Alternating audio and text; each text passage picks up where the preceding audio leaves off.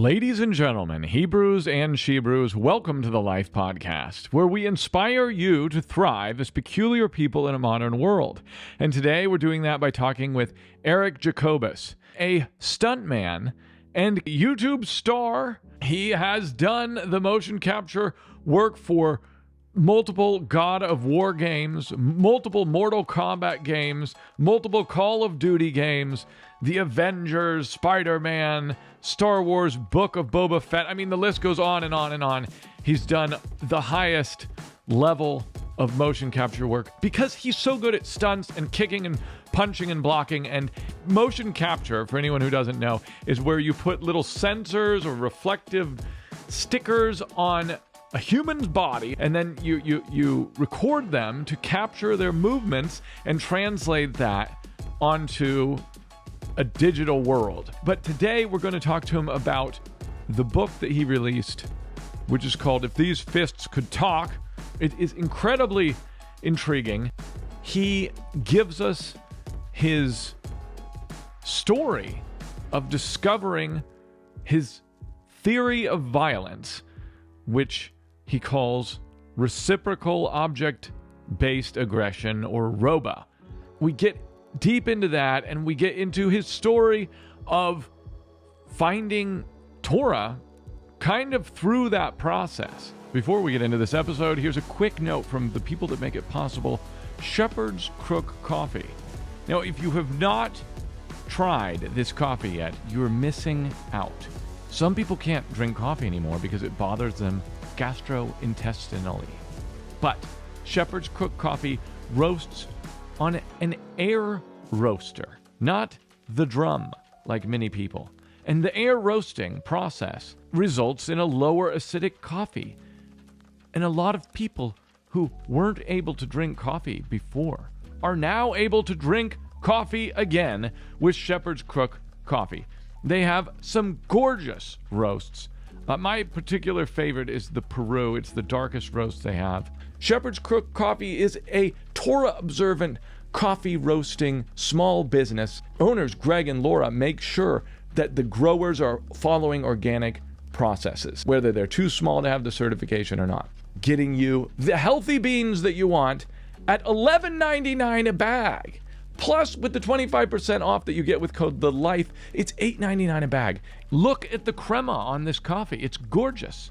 I cannot tell you how much better this coffee is than all of the stuff I was getting at the store. If you go to shepherdscrookcoffee.com, you'll get 25% off your first order with code THELIFE.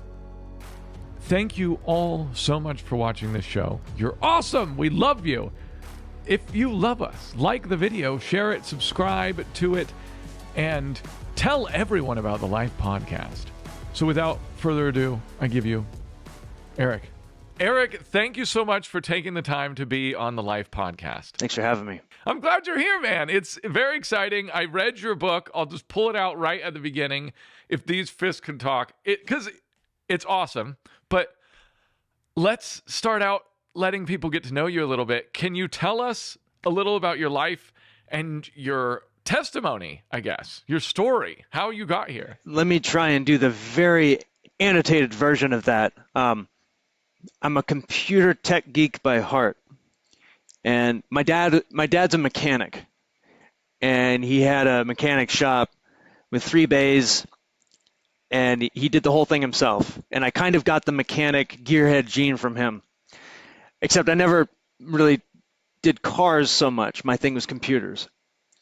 And so when I was 16 or 17, I built a computer. And when I was 15, I started a job doing computer programming at a local community college in Redding, California, and learned how to make websites. I was doing Visual Basic, JavaScript, PHP, Cold Fusion. If anybody knows Cold Fusion back then, I'm talking late 90s talk right now. It's very punk rock. And then when so I kind of had a leg up in the early internet where I could make a website. It was actually pretty easy to do that. And then when I caught the bug of Jackie Chan, and if I could just stick something in there real quick, I've always had a lot of difficulty with socializing, and that's just always been difficult for me around people. And and so I was always trying to like understand people, and people are always like alien to me in a weird way, you know. And I have this story in the book where I was sitting at the library at one point, and I was just thinking about a computer code, and I was 16, and a woman walks up to me, and she says to me, "Don't worry, it's okay." And I was just like, okay, I clearly am like outside of this world. I just don't quite understand how people operate. And I was always trying to understand people. And something happened when I saw Jackie Chan, I thought, you know, here's a movie, and I was watching Police Story, 1985 movie. If like on a fluke, it came up on the USA Network at like midnight one night, and it was the end fight, and I was looking at it, and I was watching the people move around, and I thought, that's a different language. That's like a different way of moving, and I want to understand that. And maybe if I understand that, I can understand these people I'm around. You know, call it autism, call it whatever you want. I always felt like I was kind of outside of reality looking in, trying to understand people. And so when I caught that bug, I started reviewing Hong Kong films. I made a website because I knew how to do that. Again, this is like 1998. And made a website that got really popular. I was reviewing these movies like 2 a week, and it got really popular for about 2 years. And then eventually I was like, you know, I was going to go and major in physics, and I wanted to work in a particle accelerator, and you know, I was studying quantum physics and all this stuff. And not really paying attention to any school, by the way. But then I was like, oh, wait, I actually kind of want to make these action scenes instead. And so I kind of dumped the whole idea of math and physics and decided, well, I'm just going to make an action movie, like a skate video. And because I'm watching these Hong Kong movies, I kind of know how they put the scenes together. I kind of know how the camera angles work. I kind of know how to move. I didn't know how to move. Like I didn't know martial arts. I had a yellow belt in strip mall kempo from when I was 13. That was it. And so I was like, well, I'll give this a shot. And we started doing that. We made a stunt team called the Stunt People back in 2001. And we just started making movies. And then within 4 years, I went to film school, which was, you know, kind of a disaster. I didn't really learn anything. And, you know, made a feature film called Contour in 2005. That was my, like, anti-film school movie. If you watch it, it's a big, you know, middle finger to film schools and universities. I felt betrayed. And so as I'm doing this, I'm kind of like, you know, like I have a social group now, and I make a stunt team to make these movies. And this is like how I know people, is by fighting them and getting beaten up by them, which is actually a good way to know people, it turns out. You talk to veterans who have been on the front lines. They almost have a nostalgia. Almost. Some of them do, but it's like they sort of see this raw level of reality when you're in violence. Now, I'm not at that level. I was never a veteran, never served. But I did fight a lot. We did a lot of sparring sessions. You know, we would spar together. You know, we would all taking martial art classes, and I was finally like actually taking real martial arts, and I was getting punched in the face every week. And there's something that's like very clarifying about that. You get to know people really well. And I got to know my friends really well because we were punching each other in the face, which is like a weird way for me to kind of, you know, socialize. But that was it. It was a form of communication as you get into in the book. It's like it was a form of communication. It is. Yeah, it was our language that we spoke with each other, and we, with all of our inside jokes and all of our shared references of these Hong Kong movies that we all watched, right? We were almost like picking up on this legacy of Hong Kong action cinema that we felt was kind of petering out in the late 90s and was starting to pick up in Hollywood, interestingly. And we wanted to continue that legacy. And then I think when The Bourne Identity came out, which is a very kind of non-Hong Kong style of action that to us felt like, well, you know, The Matrix is amazing. Rush Hour was amazing. Phantom Menace action was amazing. Why is the Bourne Identity action happening now? To us, it was this like horrible break in the beauty of action. We wanted to continue it. You know, remember Crouching Tiger came out around that time too, and it was like, oh, it's very obvious now that this is the future of action. And then the Bourne Identity kind of took it in a different way. Possibly 9/11 might have influenced that. So anyway, we felt that we were like continuing this legacy of Hong Kong action. I had a question for you that I was going to ask later, but because it gets into this like breakdown of action, and you talk about this in the book about how you have this theory of, or you had this theory of action is the star, and that's been kind of backbone of what you're doing. And then the Bourne Identity and different movies that don't seem to choreograph as well, and they shake the camera and you don't know what's going on. It's very confusing kind of action sequences.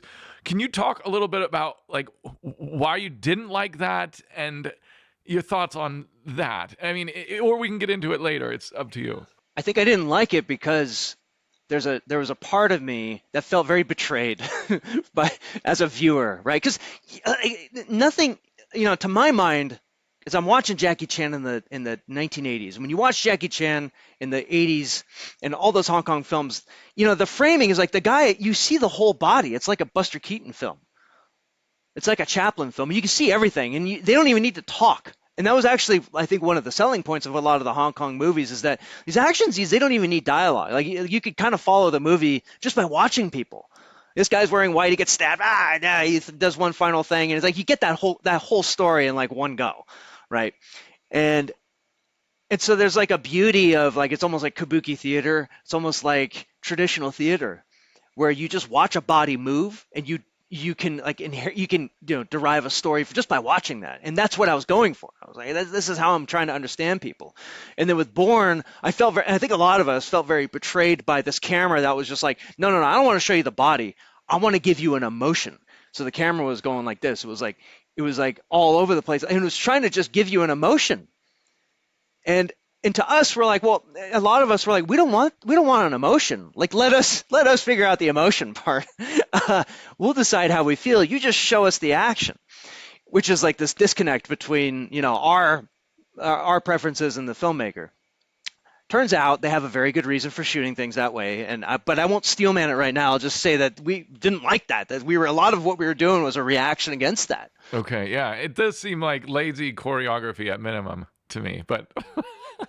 Maybe. I mean, like, I'll give credit where credit's due. Like, now that I look at it, I watched the Bourne films, and I watched, like, Neil Blomkamp, too, is, like, also kind of like this war documentary style of action filmmaking.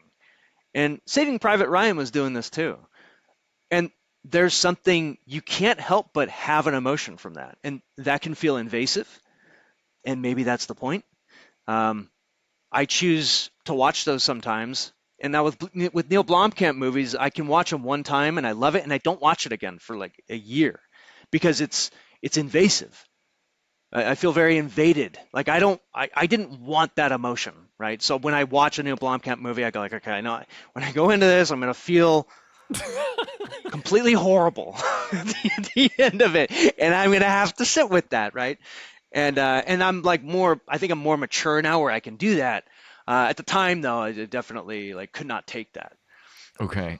So, but I do want to say that is a kind of action design, and it requires a certain kind of genius. It requires a certain kind of intuition. I don't have it, and I appreciate it. I appreciate that more now than I used to.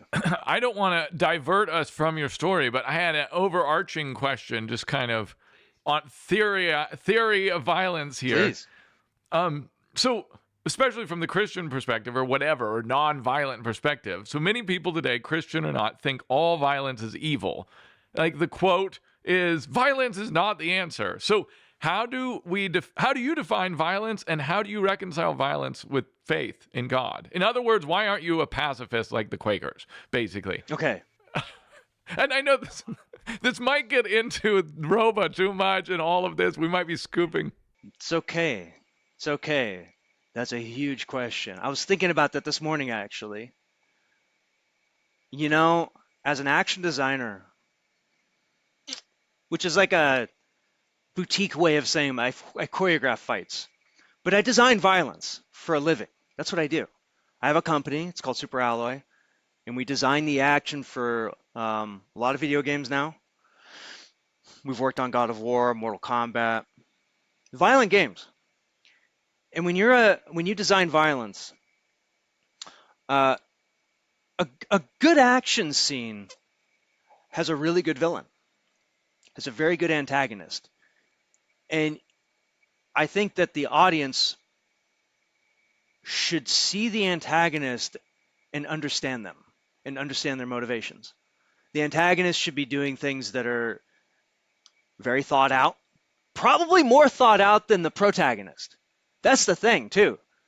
It's like a good horror movie, the antagonist has like even a better plan. So this is crazy to say, but I respect evil. Now, and here's why. How many of us have gone the wrong way once or twice? Everybody. Everybody goes the wrong way. How many of us have been bitten by this bug? We don't know where it comes from, where we just go the wrong way. We don't even see it. It might be for a day. It might be for years. And we go like, oh my gosh, where was I? What just happened? Oh, I did not see that. I'm so sorry. And repentance is the next step. But like repentance is acknowledgement that you did not have the power to fight that. Okay. I respect that because I know that happens to good people. This is just reality. It's just reality. And all the stories in the Bible corroborate this. Every one of them. Every story corroborates this. The state of being human. It's the state of being human. And if warring against this is. Completely. And so when I design action, I have a respect for evil. Doesn't mean that I like it. But if I want to make something that's truthful, well, I have to kind of like have a conversation with the adversary. Okay, adversary, so here's this character. He's a psychopath. He wants to kill the protagonist. What happens? You have to actually simulate what Satan's going to say. You have to have this weird conversation. And if you're not willing to have that, then you get lame villains. And you get a lot of that today. And I think that sometimes maybe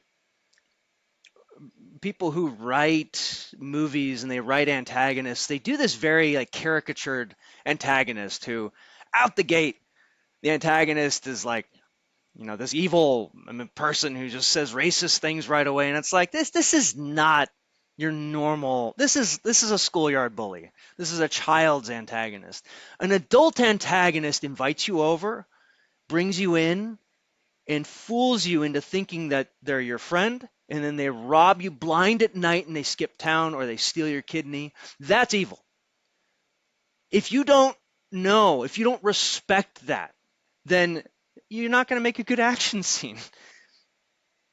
That's actually why I chased this theory of violence, so I could understand how does this work? Like the worst men in the world, Adolf Hitler, Mao, Pol Pot.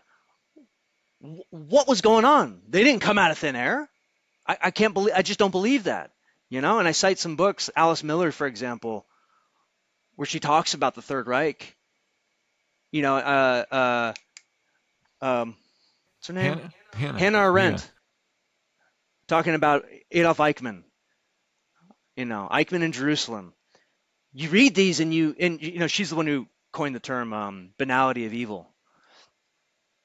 How can this man who's just like who transported millions of Jews to their death, how could he sit there and think like, I didn't do anything wrong?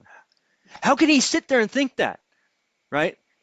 And you have to be willing to like go into that with the Spirit. If you have the Spirit, you don't have to worry about it. And like look at that very, very, very carefully and interrogate it, and just not be afraid. Because the New Testament is all about interrogating evil. It's all over the place. It's all about the interrogation of evil. And what do? You ask for its name. You identify it as external. You can interrogate it, but you have to be very aware of the reality of it, which is that you're not above it.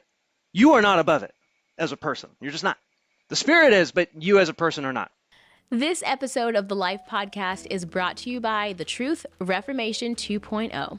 If the Way documentary is like an appetizer, the Truth Reformation 2.0 is like the entree. This book answers every question that you'll probably be asked about why it is that you're trying to not eat pork and shellfish anymore, and why you're not doing church on Sunday, you're doing Saturday, and why you're not doing Easter, you're doing Passover.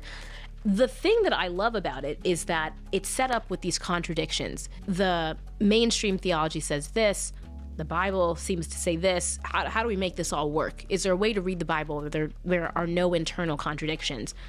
And then aside from that, the book has these illustrations to illustrate key concepts, and it has these Venn diagrams. I'm a very visual learner, so it's cool seeing these theological concepts distilled into images. That is helpful for me. And it's also kind of fun and kind of cheeky, and it's not so heavy and serious. It's like just a really great read full of scripture and endnotes and answers. So if that sounds interesting, you should definitely check out this book.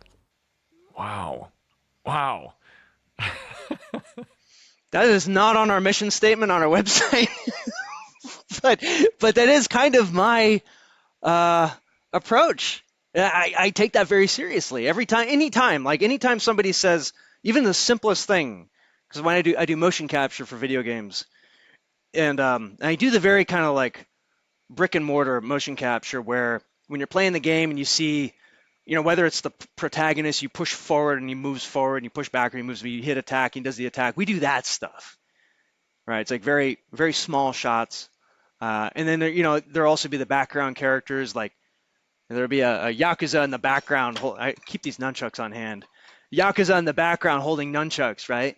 It's like, how do you stand there as a bad guy? Like, how do you make that look intimidating? Right? How can you make that look actually intimidating? If you're standing there like this, is that really intimidating? I don't know. Maybe that looks like that guy's trying too hard. Maybe that's a low-level villain, but maybe a high-level villain is this type. Maybe that guy who doesn't care no matter what you do, maybe he's more threatening, right? So those are the little things that these are the things I always think about now whenever we're motion capturing, especially motion capturing the enemy characters. It's like if you can understand their perspective, then you can make a really good enemy character. That'll feel really good, when you kill him. Wow. So this question basically is part of why you created your theory of violence, trying to figure, because you had to put yourself in the brain of the antagonist. Okay. And so you were figuring out, all right, I have to think as evil or whatever you would say, embodied. And so I have to be able to deal with that, I guess. Okay. Yeah, I'm sitting there in a motion capture suit, and they're telling me, like, you got to be a thug, you got to be a murderer. Like, what does that feel like? I don't know. And if you think you're above that, it's going to be a reach. Yeah. And it's not going to look right. It's going to look very kind of stereotyped. And you also won't understand evil either. So that's kind of what you're learning here in your life, it sounds like that's important. No. Understanding the enemy's plan and how he will attack, I think, is a big part of being able to defend. So yeah, that's cool. Yes. Okay, all right. That could be a huge side thing, but we could get back to your story too if you want, because I think we're going to get back into action and definition of that as we go. Yeah, well, so I did this feature film 2005 called Contour, and that put us on the map because not many people were just saying, screw it, let's just go make a feature film, 90-minute movie. And let's just make a feature film. It costs us $5,000. We've got a location. We've got our cast. We're just gonna, have a script. Very simple. Let's just shoot it. We don't need an investor. We don't need a star. Why? We want to have fun. So we were like a garage band. We were like the Jackass show. We were making skate videos, except it was with action scenes. And we were falling down on the concrete and getting hurt and getting cut up. And yeah, there's some permanent injuries from that movie. You can watch it. It's on YouTube. It's hilarious. And it's really vulgar. It was at a time when I was a little bit lost, let's just say. So, heads up, it's not safe for kids, not safe for work, but it is safe for YouTube. And so every now and then somebody from Hollywood would call and they would say, hey, can you come and do action like that? And it was actually very difficult to do that because the Hollywood system of filmmaking and production is very it's very assembly line like. You have to do your script. The script gets locked. Then you choreograph your action scenes. Maybe you do what's called a previs, which is like a video blockout. You submit that for approval to the director. Director says okay eventually. Then you go and you shoot. The choreography is locked because the actors have trained it already. Can't really change stuff. The location is locked. Everything is locked. And if you have any new ideas, forget it. And then after you're done shooting, okay, shooting is done. There might be pickup shots, but then it goes to editing. They edit the movie. Somebody else edits the movie. The action team definitely doesn't edit it. Even the director doesn't edit the movie. Editing is locked. Okay, and then it goes to sound and music. Sound and music are locked. And you can't go back and add in an action scene, right? It's not acceptable. But we didn't know that. So we just shot it however we wanted to do it. We would shoot, when we did Contour, we'd shoot whatever, however many hours we could. I would go home, edit it, put sound effects to it. I'd put temp music to it, bring it back the next day. We'd watch it. We'd say, oh, that was cool. Let's redo that shot, and then let's go to this next section. We just did not follow the plan because we didn't know there was a plan. We were just sort of making this movie holistically. It was like everything was happening at the same time.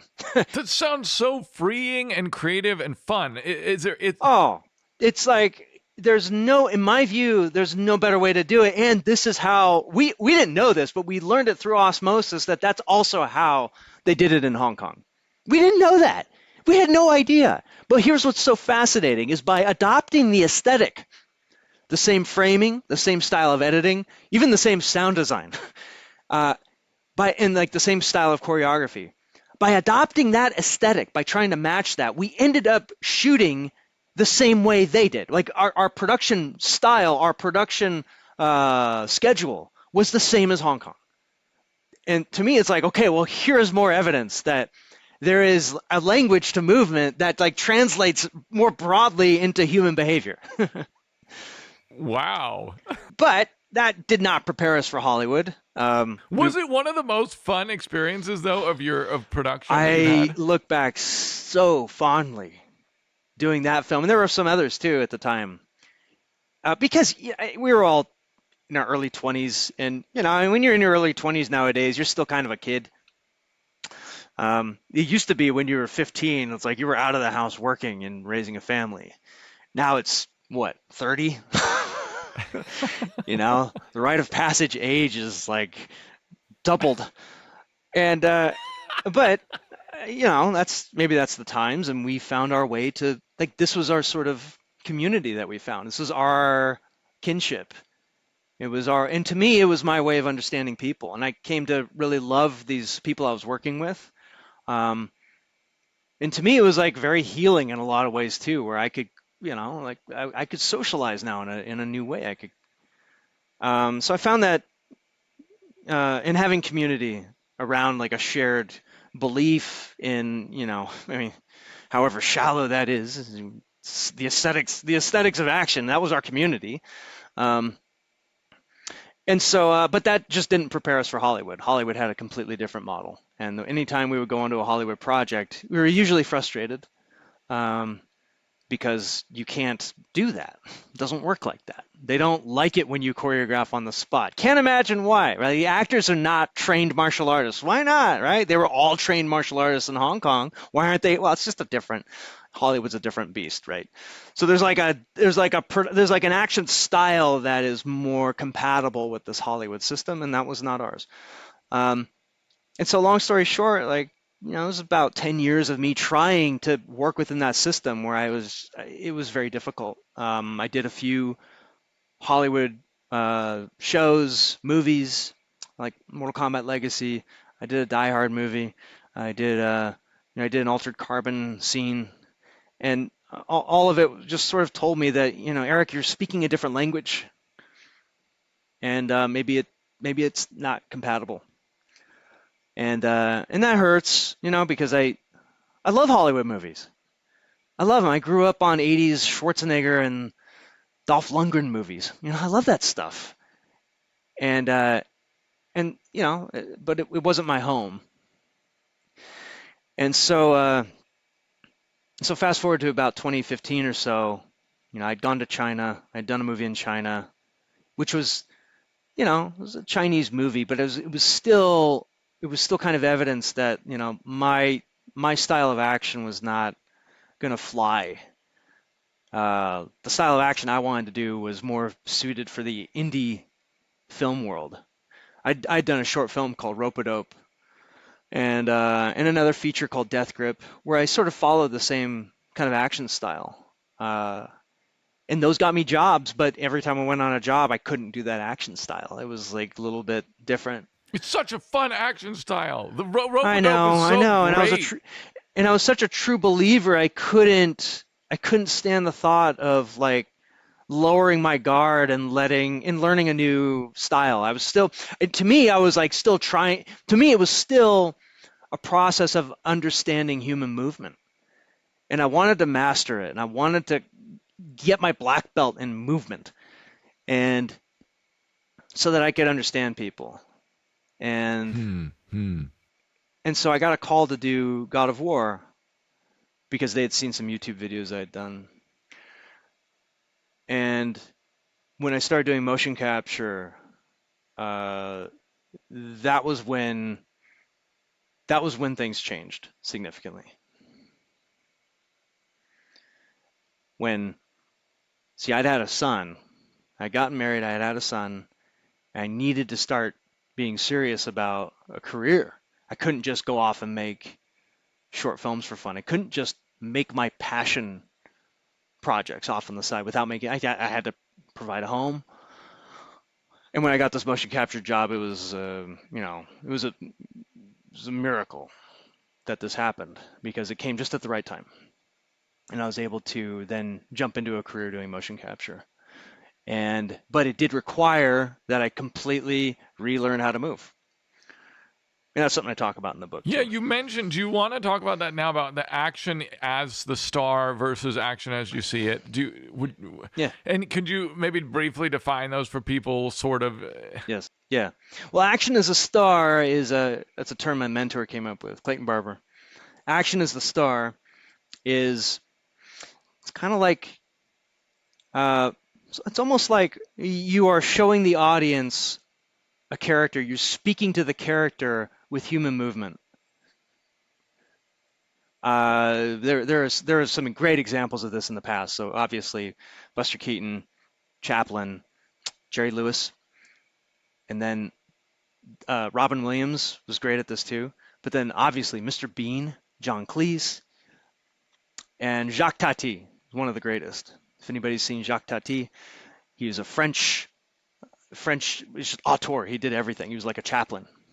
And Jacques Tati's framing is like it's beautiful, and his characters are this big on the screen, and you're mesmerized by it. And they're basically silent films. You can just watch those movies, and it's like people watching at the mall, and it's so rewarding. You watch any one person, and it's like rewarding. You watch that movie 50 times over. You watch Playtime 50 times over, and you'll get a new experience every time.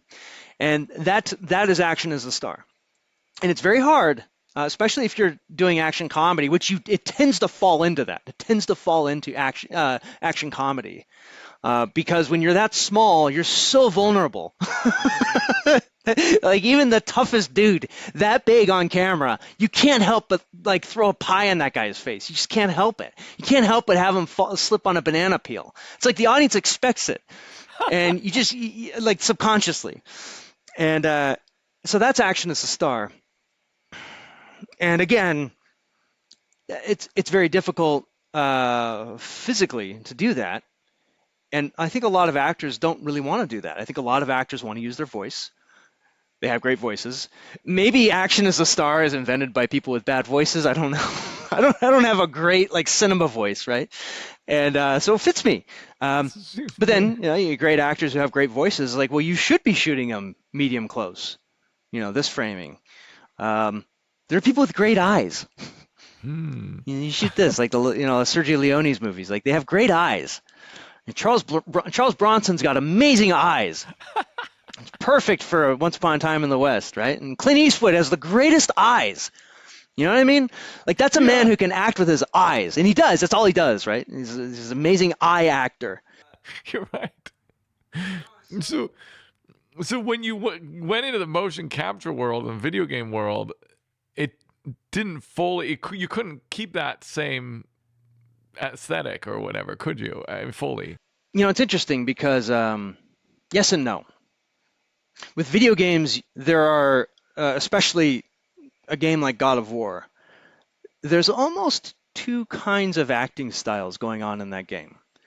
So in the game, the game camera perspective is here, right? It's like over the shoulder, and they invented this camera for this game, and you kind of see, it's really yeah, and he's got the axe here, and you can kind of see the enemies here. It's a lot like the Resident Evil 4 camera system, where it's like it's almost like a firearms game, but you've got this axe, and it works beautifully.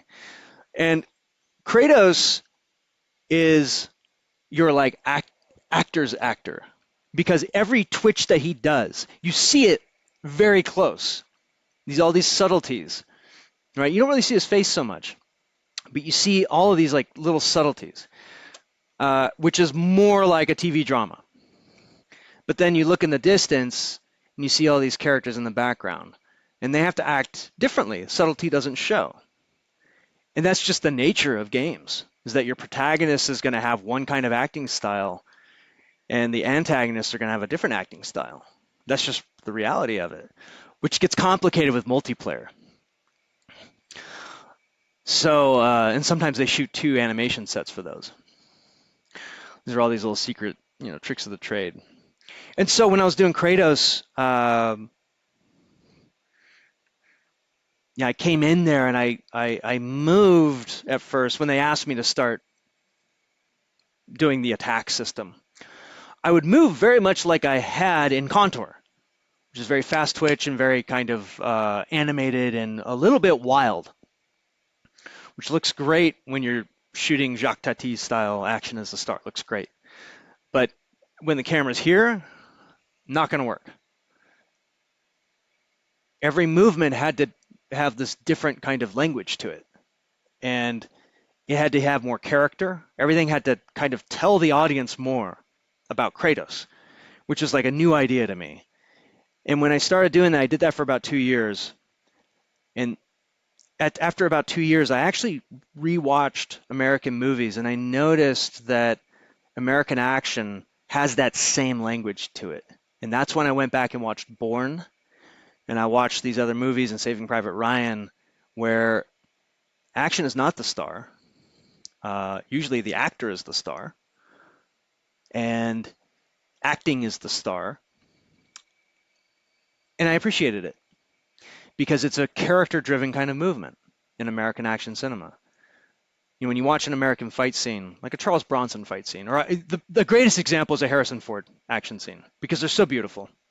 And Harrison Ford has this punch that he does. It's the greatest cross punch, where there's no windup. I don't know how he does it, but he'll be standing there, and it'll just be out. The punch will just arrive at the guy's face, and the guy will fly away, and Harrison Ford will go with him.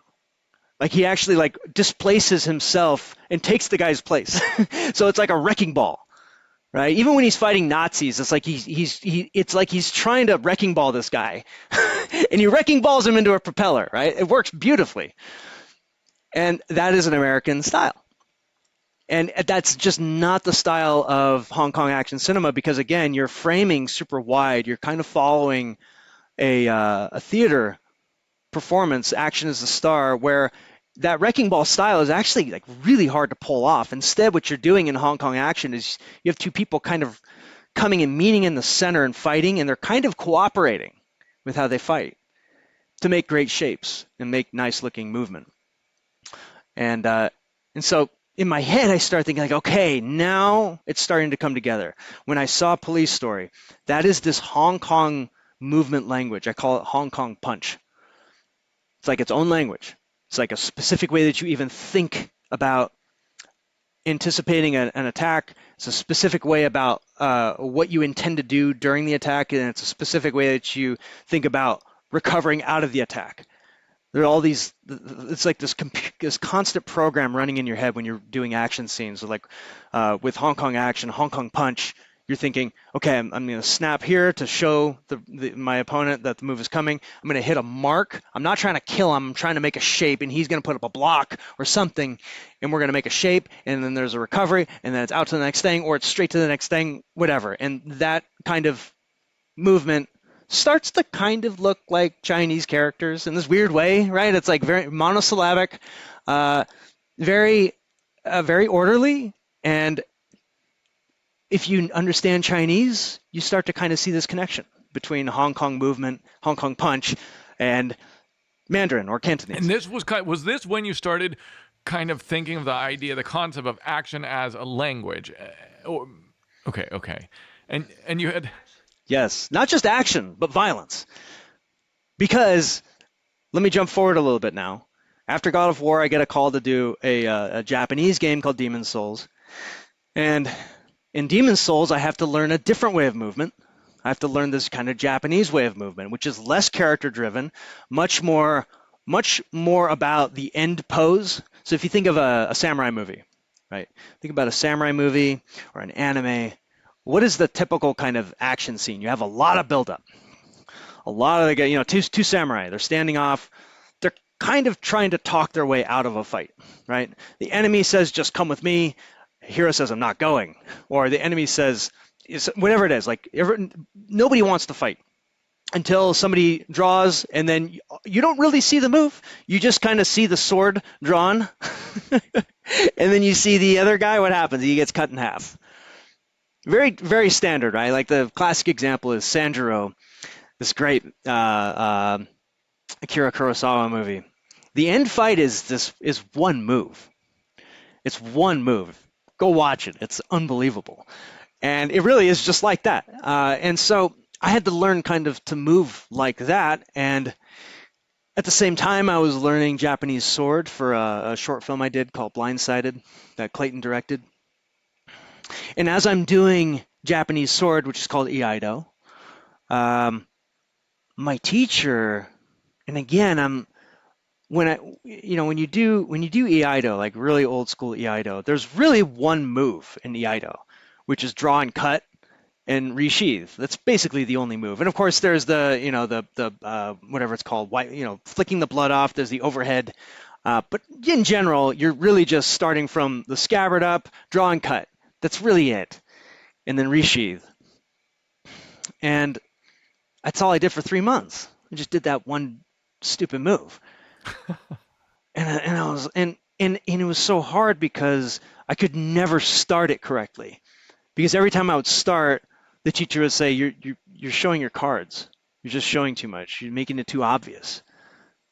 And I'm like, "Well, I got. How do I go from here to drawing? How do I do that?" And he'd show me, and I couldn't see it coming. And there is an art to that.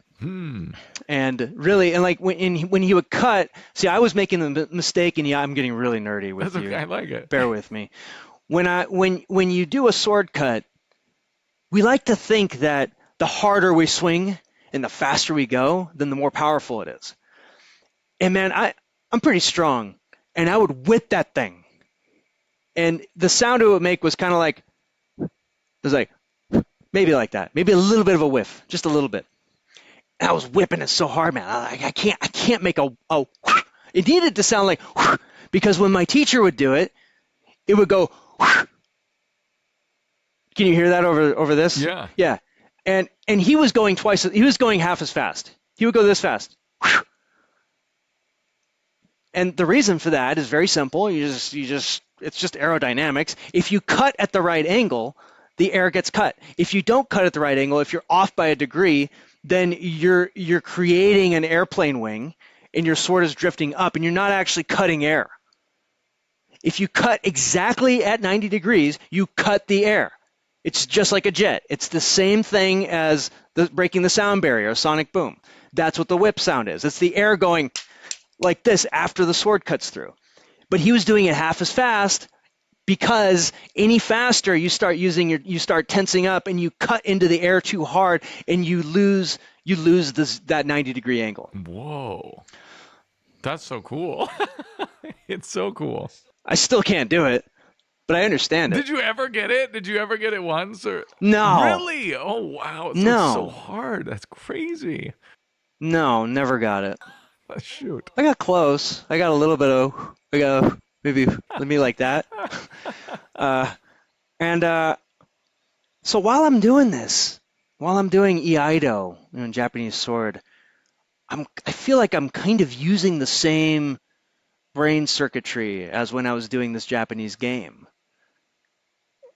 And I started putting them together, and I'm like, what is the goal in the game now? I'm like back in the motion capture studio, and I'm doing the same, it's actually like the same move at one point. I'm doing the same cut, and I'm pulling from Eido, so I'm taking it at the same time. And in the studio, I'm going like, what is the goal? What is the purpose of the director's telling me, like, just focus on that end pose. That's really all we're doing. Like anime. You just want to get to that end pose. And I'm thinking, why? Oh, it's because you don't want the enemy to see it coming, because you want to be able to cut through him. It comes from a real place.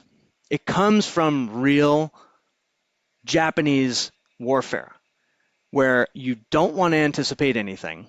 You don't want to show your cards, right? You don't want to go, ah, and then draw. You don't do anything. You just kind of stand there and you draw and you cut and it's over. That's what you want to do, because that's how samurai would win. Otherwise, they don't win. In one cut, 2 inches deep anywhere, you're dead. Back then. And so then, as I'm doing that, I'm like, man, I took some Japanese in high school, in Japanese language. So I went to Japan when I was 16. It ruined my life because people were texting back then. How do you text in 1998? Ruined my life. I was like, what is going on? Why can't my country do this? They have the most advanced phones. My sister taught English there, and I visited a while ago too. It was like crazy. And they would put the phones up against each other, and you trade business card, like digital business card. Do you remember this thing? Okay. Yeah, we can't get it right. Like and I came back, and I was just like, I renounced my citizenship. So I took Japanese at that time so that I could go to Japan. I could play Japanese games, right? Never got very good at it. It's a hard language. It's harder than Chinese. But there's this very interesting aspect that always struck me whenever you're speaking Japanese or whenever you're listening to Japanese, is that the verb is at the end of the sentence. So it has what's called a subject-object-verb structure.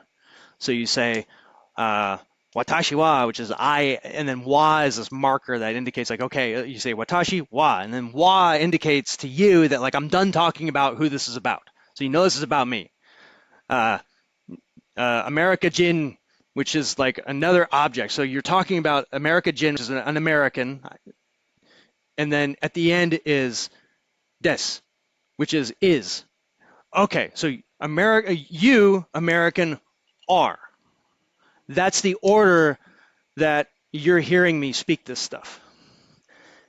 But I could turn it into a negative. I could say, me, as for me, American am not. You have to wait until I'm done to know exactly what I'm talking about, because the negative comes at the end. So if I were to say, as for me, American, are you going to interrupt me and be like, oh, I'm an American too? You don't know what I'm going to say. So you don't interrupt in Japanese.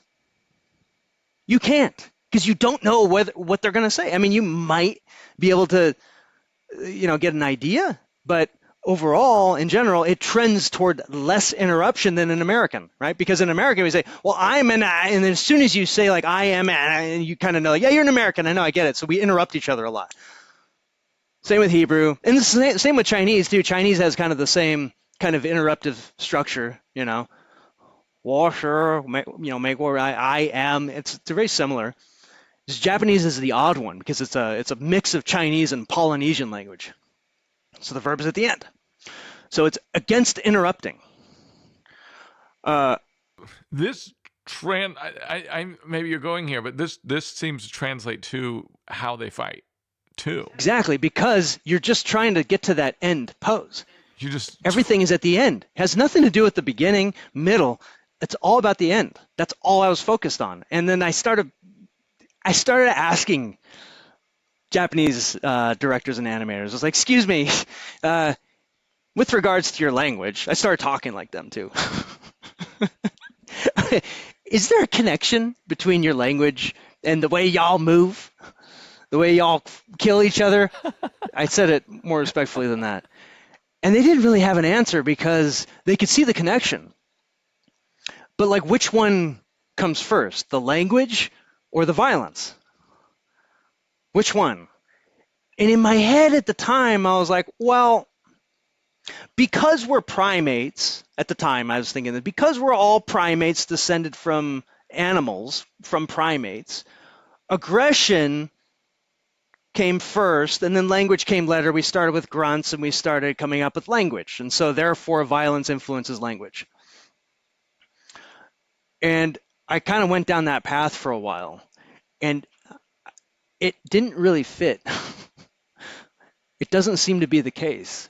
It seems like violence and language are almost like the same thing. I don't know if one precedes the other.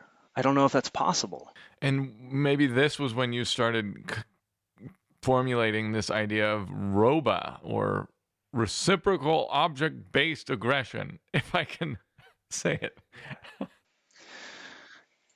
Yeah, I know it's a very highfalutin. I've worked really hard on that acronym to try and find something that, and it's like as close as I can get, which is, ultimately that as I'm trying to understand this connection between violence and language. So I started thinking, okay, all right. And again, at the time I was assuming that human violence comes from primate combat because, primates fight with weapons. They fight with sticks and rocks, right? I thought that. Everybody thinks that. Gemini thinks that. Google Gemini thinks that. Everybody I talk to seems to think this. And so I went and investigated. And one of the things that happened to me around that time was I got robbed at gunpoint while I was making a movie. And I was so devastated by this. And this is when this is when I had no respect for evil. Because I thought that these young Oakland youths who pointed a gun at my chest, I thought, well, I guess it all makes sense because if aggression comes from primates, then maybe they're just less evolved than I am. It's very easy to think that.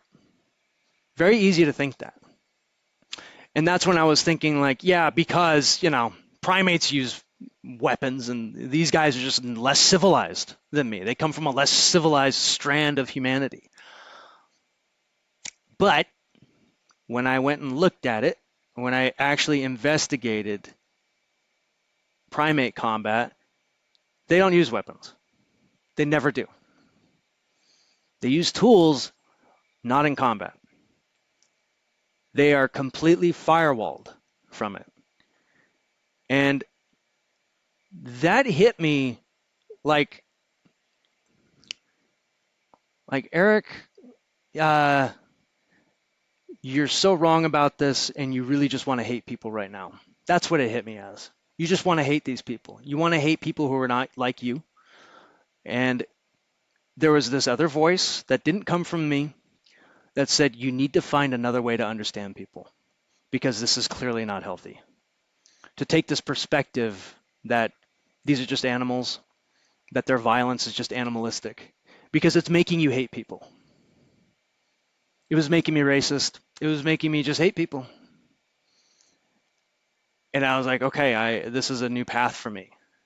And I think that a lot of people will maintain this view that we came out of Africa and somehow everybody is still equal. I think a lot of good-hearted liberal people will say that. I don't know how they maintain that.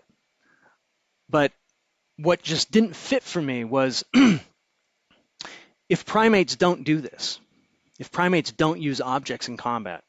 And I defend this I do my best to defend this view. Because what they do is they do swing objects around. They kind of, they don't fight with nunchucks as far as I know, but they will take a branch and they'll kind of go like this. And they might swing with it, but it doesn't really do anything. It's not like a human swinging a baseball bat. It's nothing like that. If a human swings a baseball bat, it's a felony. When a chimp swings a stick, it's an annoyance. They're just trying to be big. That's all they're doing. What they're doing is punching, but they're punching bigger. That's what they're thinking. Or if they'll take a rock. I have one. I have a rock in my office. Hold on.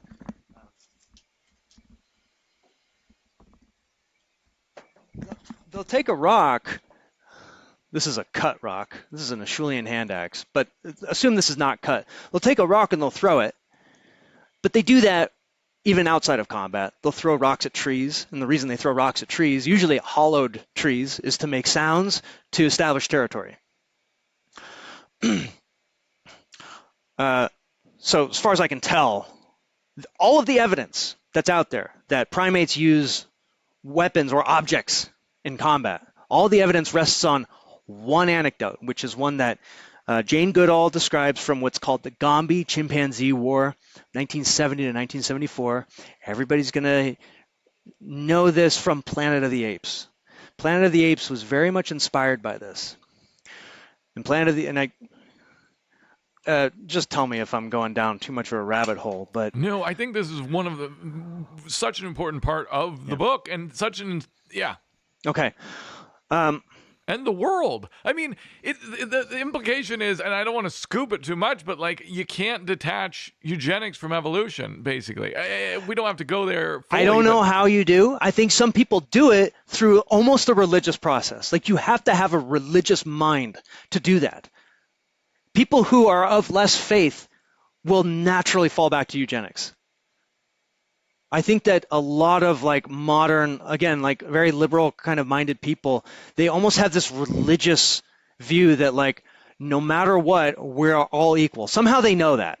They intuit that. They intuit that the races are equal, which I agree with as a believer. We can agree here, but they in order to square coming from out of Africa from primates, you have to do all this like stuff. And the books, the evolution books are huge because of that. They're huge. They're so non-simple. You can't be honest. I mean, earlier when the original Darwinians, the followers of Darwin, they were honest about it. And then you got eugenics, and then you got World War II, and you got Hitler, and you got let's kill everyone who's not, the Ubermensch. And I mean, that's what it was. And that was following the theory to its logical end as far as I could tell. Of course. Of course. And if you're presenting a science, you have to expect people are going to follow it to its logical end. You have to expect that. And so when Hitler follows it to its logical end, it's like, I do blame him. But Ted Kaczynski also, there are all kinds of mass murderers who also followed that view. There's this one that I don't know if I mentioned him, Dmitry Vinogradov, 2012 Russian mass shooter. He killed 6 people. On his suicide note, he didn't succeed in killing himself. He has this long screed about how humans are a virus on the planet because he thinks that we're just other animals. And so he's just kind of taking it and he apologizes. He apologizes that he doesn't know how else to interpret this, right? Because that's all he knew. Being raised in the Soviet Union, you're taught that people are just animals, and they did some horrific experiments to prove this. They're trying to hybridize a human with a chimp. I mean, like, this is what, if you take it to its logical conclusion, you will do this stuff, right? So in order to not do that, you have to have this like religious filler so that you can arrive at we're all equal. It is like you have to firewall these two separate things apart, Yes. or Yes. have just some blind faith, Yes. I guess, Yeah. of some sort. Yeah. So did you went into researching like this idea of defining violence from the basis, or at least the foundation of just we've all evolved from primates. And That's what I thought. And then you started researching violence and realized that they don't use weapons. Apes don't use weapons, basically. We do only. Nobody said that.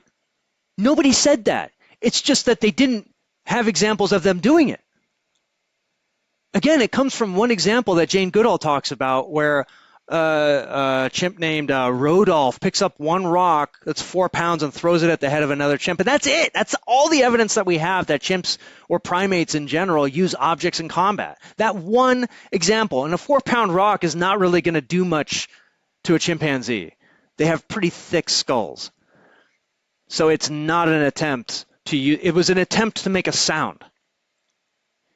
I don't know why this one chimp would have had this idea. Oh, I got an idea. I'm going to smash his head with a rock. Because then you would have thought then that all the other ones would have joined in and stoned this guy to death. That's what people do with rocks. That's why it's the primordial, or it's the originary murder. All against one using stones. There's no capital punishment where everybody grabs a stick. The capital punishment is everybody grabs a stone. That's true. And so what I was trying to find out was like, okay, well, hold on. If primates don't do that, and humans do, how did we go from one to the other? How is that possible? And the issue is that you can't. There is, like, to me, and maybe a Darwinian out there is going to refute this. By all means, I would love to have that conversation. But imagine a car battery. Or any battery, and there's a light bulb, and a battery, and you have to connect the positive to this part of the bulb and the negative to that part of the bulb, and what happens? The bulb lights up, right? So imagine the battery is object usage, and the bulb is combat. In humans, they're connected. In primates, they're not. Combat does not have access to object usage. That circuit is not closed for whatever reason. In fact, no animal can use objects in combat in a reciprocal fashion. Interestingly, hermit crabs kind of live in an object, and that is their combat. Like, their shell is technically an object that they move into, but it's the only object. There's no idea of using any other objects. Whereas something like this cute little octopus, look it up. He's so adorable. It's called a coconut squid or coconut octopus, and he'll grab a shell, which is non-native to him, and he'll use it as defense, right? But it's defense against predators, like a fish that can actually wound the octopus, but can't go through the shell. But when an octopus fights another octopus, they don't do that. They don't use a shell. There's no concept of using objects in combat. How do you go from that, not using objects, to yes, using objects? How do you connect the car battery to that? And I think that the evolutionist argument would say, well, over time, you kind of have this wire that like moves toward, you've got the one connected, you gotta get the other one. Eventually it'll like connect with the light bulb, and then the light bulb will turn on. It's just natural. In fact, chimpanzees, they wave that stick over their head. Maybe they're pointing to that connection. Maybe they're pointing to this like evolutionary pathway that will eventually connect to combat. Maybe eventually, if we just gave them time, primates will use objects in combat. Okay, when? Why don't they do this? Why can't we even train them? Why? Whenever we try and teach them language, they don't do it. They don't learn language. They can memorize symbols. They're very smart. Let's not negate the fact that animals are very smart. They're very intuitive, and sometimes more intuitive than us. Like the birds can tell when a storm is coming. I can't. Well, my bat can, but in general, I can't. People, the diviners or the rainmakers used to watch the birds. The birds are coming, therefore, storm's coming. Why can't you just tell when a storm is coming? Why do you need the birds to tell you? It's pretty interesting. They sort of have their seasons, and they follow, in the Torah it says that they follow their seasons. Or, excuse me, that's a psalm. They follow their seasons. They're like more in tune with that. And why aren't we? we have to like go in this roundabout way. It sounds like it led you away from evolutionary worldview even. And did that all happen at once? I wonder how you got to Torah too, but we may not have to go there right now if we need to wrap like. Oh, I know what I was talking about. So this belief that eventually the chimps might acquire ROBA, well, there's no evidence of it. I'm sorry. And there's no evidence that it'll ever happen. There's no evidence that chimps will ever acquire language. They're very smart, like I said. They have amazing memory. Sometimes their memory seems better than ours, but they can't learn language. They don't care about wearing clothes. There's no kinship structure like humans. There's nothing like that. And when we teach them sign language, they sort of memorize signs, but it's all ego-directed. It has nothing to do with talking about other things. So that's not language. Language is about talk. We're not talking about ourselves. Well, I talk about myself a little bit here, but we're talking about an idea that's like sitting in between us, like the burning bush is in between us. It's the scene in the words of Eric Gans.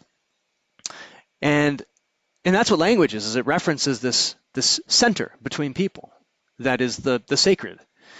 And everybody's always trying to define the sacred. And I think that one of the errors of modern communication sciences is this belief that we just have language in order to communicate ideas back and forth.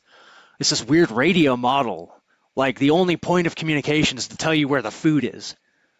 Well, animals do that too. Bees do that. Every animal does this. Every animal communicates. Every animal has the capacity to convey information. That's not the issue. The issue is that we are going beyond that to talking about something that is in between us, that doesn't actually even is not even present to our senses. That's what the sacred is, and every society has it. And language is always circulating around this. So you're always trying to define what it is that's in the center of us. You're trying to define the community. You're trying to define a border, very abstract things. And if you just equate language with mere communication, then it's sort of very easy to say, like, yeah, that's why, human language comes from primate calls. It's very easy to say that human aggression just comes from primate whatever. But the thing is that unlike language, which is kind of blurry, it's actually still kind of difficult to make that case that language is very different from animal communication, because people will still say that animal communication is just on the way to being language, or that it's its own language. With ROBA, there's a very clear dividing line between the two. There is no animal that has ROBA. All people have ROBA.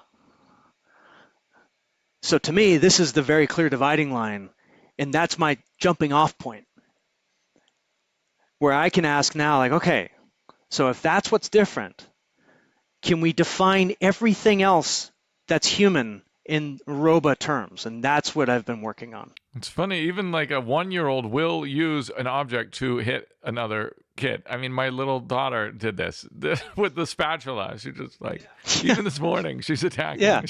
Yeah. Or they'll go look for something. Yeah. It's like, kid. And I think that I think a lot of, I've got 3 kids, and I love talking childhood development with language development with kids. It's really amazing to see these things kind of come online at the same time that their entire almost like their entire nervous system comes online. And it's like as they become able to run around, that's when they can make sentences.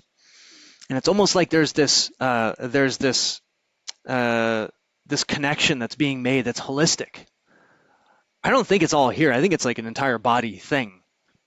There's a great book called The Body Keeps the Score that's about this too, where as the myelin sheaths sort of seal up on all of the neuron connections, then that's when language is sort of complete. And that's when you have the recursive capacity necessary for language.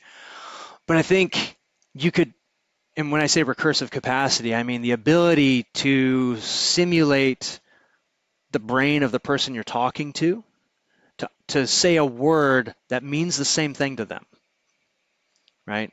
And not only that, but I'm also trying to simulate what you're simulating about me, so that you can so that I can say something that you will understand about me, and then back and forth, and there's this like infinite, right? So linguists understand that recursion is primarily specific to humans, but they don't talk about recursion in any other context. And here's why I think this is important, is because the fact that humans use objects in combat also creates recursion.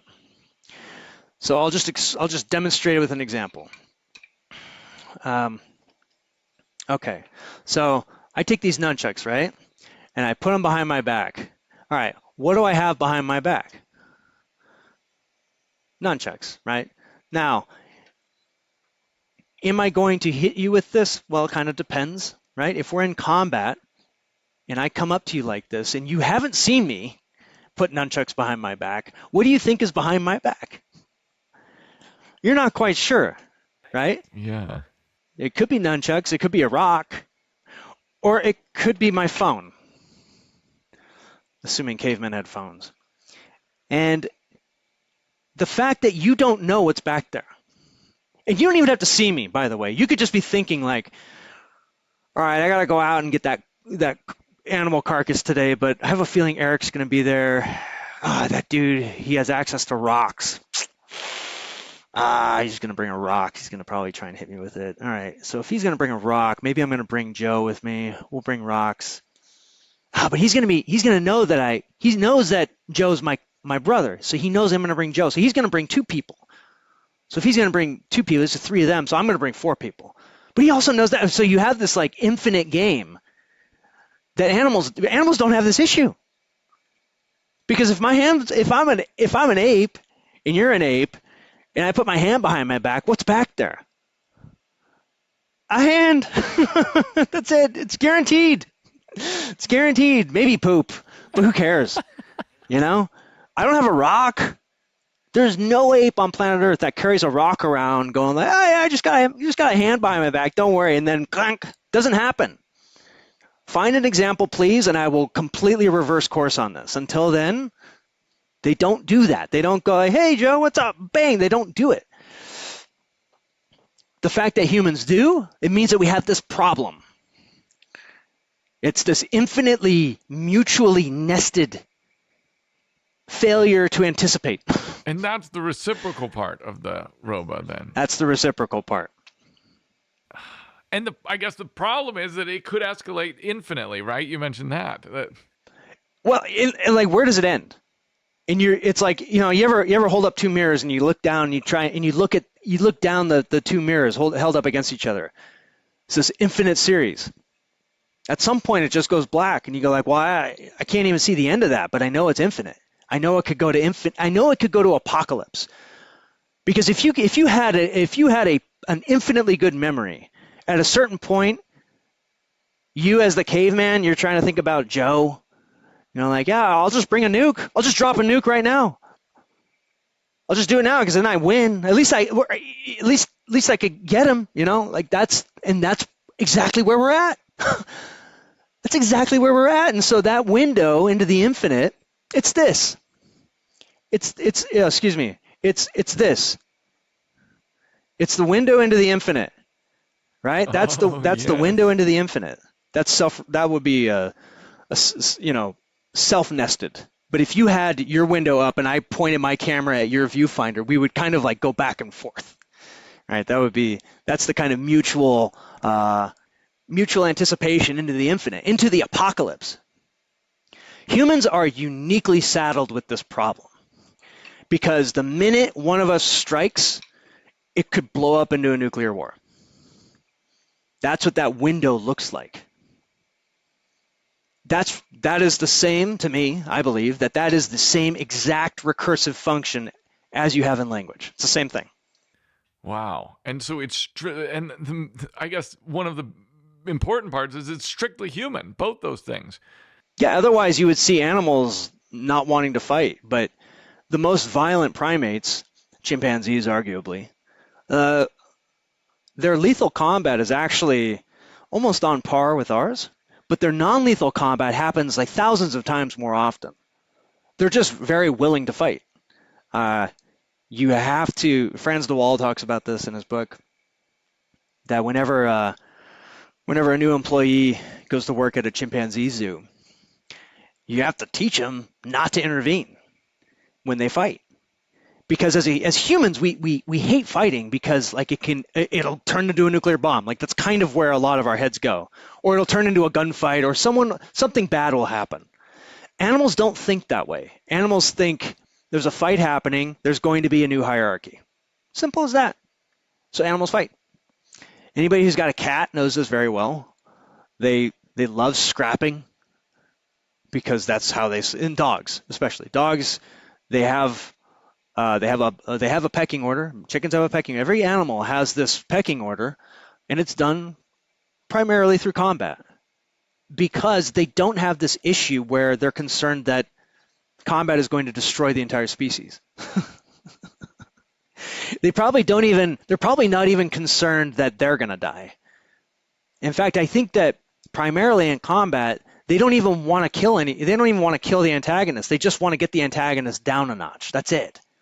That is really the end game of combat. Now they might kill them, and they tend not to care, it seems, when they do that. And chimps will do that, and that's one of the reasons too that chimpanzee combat is equated with human violence, is because in the Gombe-chimpanzee war, there were so many casualties, which totaled about 11. 11 chimps died in this war over 5 years, right? Which is like one every 6 months. Not the same thing as a civil war. Civil wars kill millions of people, not even close. And so animals don't really worry about this. They don't escalate. They don't use objects because they're probably not going to kill each other, which means that they are not a threat to their own survival. Humans are, and we are very unique in that way.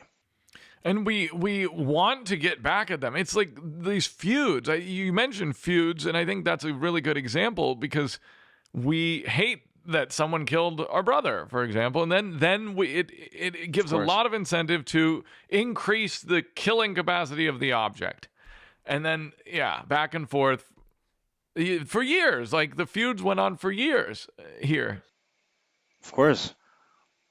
And it's very rational.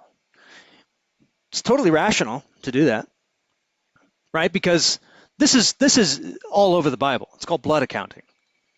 And every society has this, where blood in has to equal blood out. If you kill somebody in the Bible, in the first 5 books in the Torah, there are old Israelite laws that say if you spill blood, your blood is spilt. Now, there are exceptions to this, right? And you see this development throughout the Bible and into the New Testament. You see this develop. But the original law, which is the same as the Hammurabi Code, which is the same as the old Assyrian laws, which is the same everywhere, blood in equals blood out. And that's an exchange. That's a market. That's an economy. Blood is a token of that exchange system. That is the medium of that exchange. Totally rational in the ancient perspective. They all thought this. And one of the reasons they thought it was because the earth is red. Makes sense. And there are all lots of people, still believe that men came out of the ground, that the earth made people, or that animals made people, or something. But people came from blood. Blood is the constitution of humans, and that when you spill blood, you have to pay blood. And that blood can come from you, or, maybe somebody in your family who you don't like, maybe you pay their blood, right? And then the Torah gives you a new option. You gotta look at it as a sequence of understanding how to get out of this exchange, right? So how do you get out of the human exchange? Well, when Cain kills Abel, Yahweh puts a sign on Cain's back so that his blood will not be spilled. And then, so that's sort of like the preview, as I would say. That's like the preview of how this is all going to play out, right? Yes, it's an interruption. Because Cain just gets away. Interruption in the ROBA cycle. Yes. Okay. Yes. Yeah. Using the word, a sign. Using the word. So, in the Levitical laws, you still have humans are killed if they kill other people. there's this exception. If it's unintentional, if it's an unintentional manslaughter, there's a city of refuge law, Numbers 35, where if you go to a Levitical city of refuge, you can stay there, and the blood avenger can't get you. Which I guess assumes that if you don't go there, you know, in this level, in this stage of in this stage of the economy, the blood economy, at that stage, even if you unintentionally kill somebody, the blood avenger can kill you righteously. That is the assumption in this stage of the economy. You go to the city of refuge, and I think Numbers 35 is like one of the most beautiful things ever written, because it's an economy that shows like, well, there is also this high priest. If the high priest dies, then his blood pays for everybody in the city of refuge. And there's no limit. There's no like up to 99 people or something, right? It's like it could be literally everybody. They don't put a limit to it. Again, this is a preview. This is a preview of how to exit the exchange cycle. Okay, now we go to the high priesthood, we're going backwards now from Numbers to Leviticus. You have the high priesthood, which, you know, gives the olah, the burnt offering, twice a day. You have sin offerings during all of the Moedim, the holidays. All of these things are animal sacrifices that collectively pay for the blood debt that's been incurred by Israel. So we've moved to the next stage of the economy, which is that instead of sacrificing a person, as the Aztecs did, as the Incas did, as everybody did this. China did it. Japan did it. Everybody did this. They would do human sacrifices at some point in their history, right? Instead of that, well, what has the same blood as people? Animals.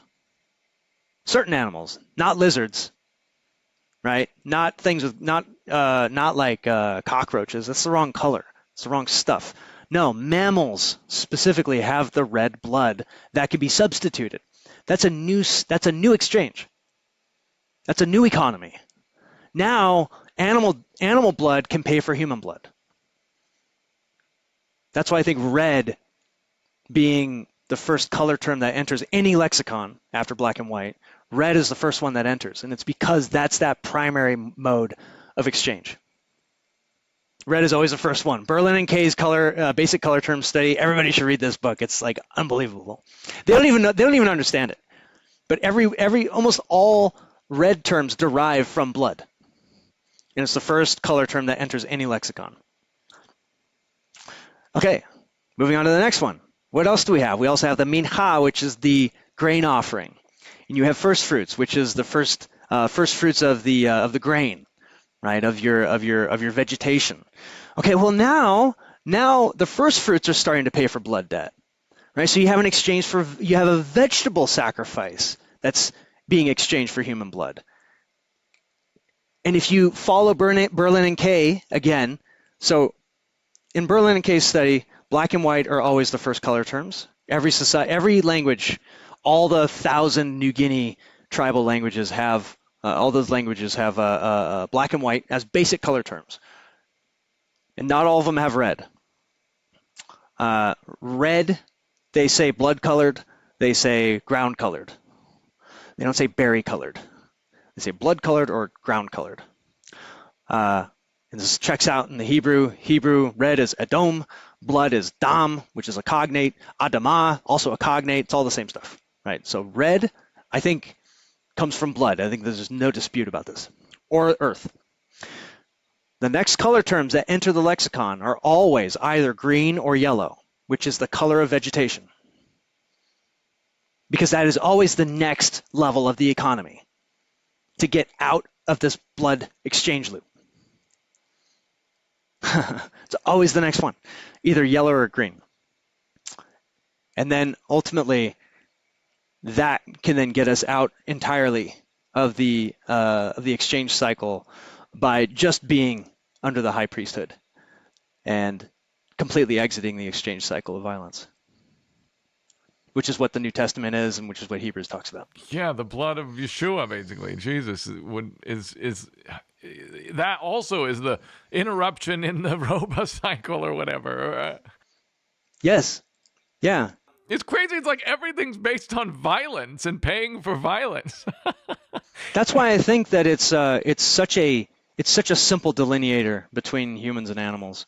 Is this why we're not allowed to talk about violence? Is this why this is not like something that's discussed in, especially in these, you could say left-leaning circles where it's like, oh, no, we don't look at that. We don't talk about it. I don't know. Maybe I'm wrong. Yeah, when they talk about it, it's very complicated, because like if you read a Noam Chomsky book about violence, it's so complicated because like he's trying to have his cake and eat it too. I'd be happy to debate him on this, but like by and large, like he's trying to defend certain kinds of violence and oppose other kinds of violence. I do take a stance that like unequivocally we have to defer violence. We have to get out of that exchange system. You just have to. I would take that to its logical extreme. I would happily take it to the extreme that like we shouldn't even have capital punishment. I would go there. I'm happy to go there. Just to get out of that exchange system, if it means letting some criminals live, I would be okay with that. And then like figure out how to deal with that, right? If I were to just take it to its logical extreme. So we could keep going on this for a while, but can you get us back to your story then too, just so we can do both at the same time? What was your spiritual life like growing up, or when did you start even looking into having a biblical perspective of any kind? I was raised Catholic, but I never really gave it much thought. And I guess I always had faith. But it just didn't, I don't know, there was something about Catholic school and church that just made me not want to read the Bible, because it seemed like I was supposed to read it in a certain way. Like I was expected to I was expected to read it the way that everybody was reading it. And so I just didn't really want to. And I think a lot of people are in that, and I think a lot of people have, unfortunately, really bad experiences in the church, whatever church, any of them, really, whether it's, Protestant, Catholic, Mormon, any of them. There's so many people that just have bad experiences because they don't read the Bible the same way. They have questions, and you're not supposed to ask certain questions. That's unfortunate. There's also, and in my view, I think there's kind of a willful disregard of the original language, which is Hebrew. Not many people know that. Not many people read it, but not many people know that it was Hebrew. This is this kind of like separation from Hebraic thought. And so I just, to me, it just never made any sense to even look into it.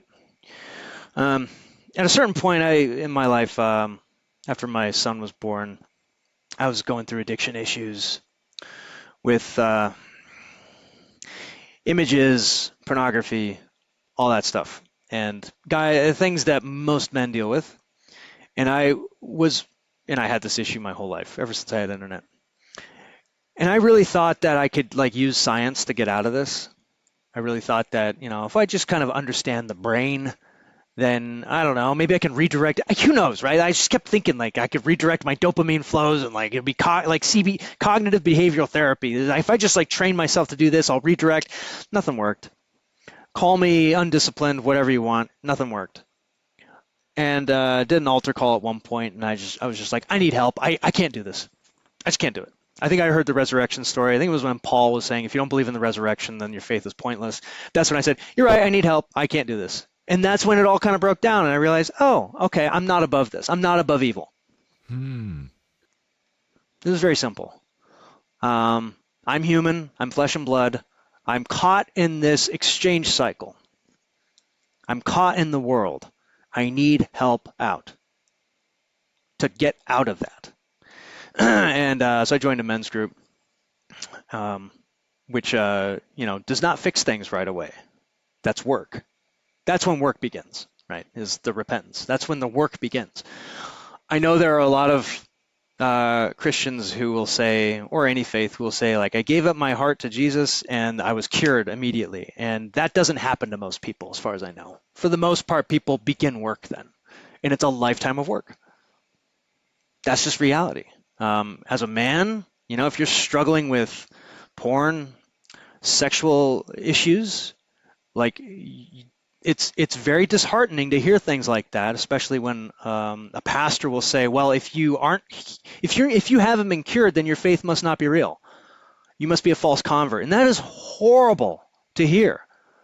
And I was at a church that didn't say that. They had a system where it's like, no, now we work. Now the work begins. That was Eric 2.0 then. That's when I grew a beard. And that was very liberating, man, because that's humbling. That's real. That's actual humility. That's great. I'm glad that you had a church that had that structure and that understanding of. Then they kicked out our men's group.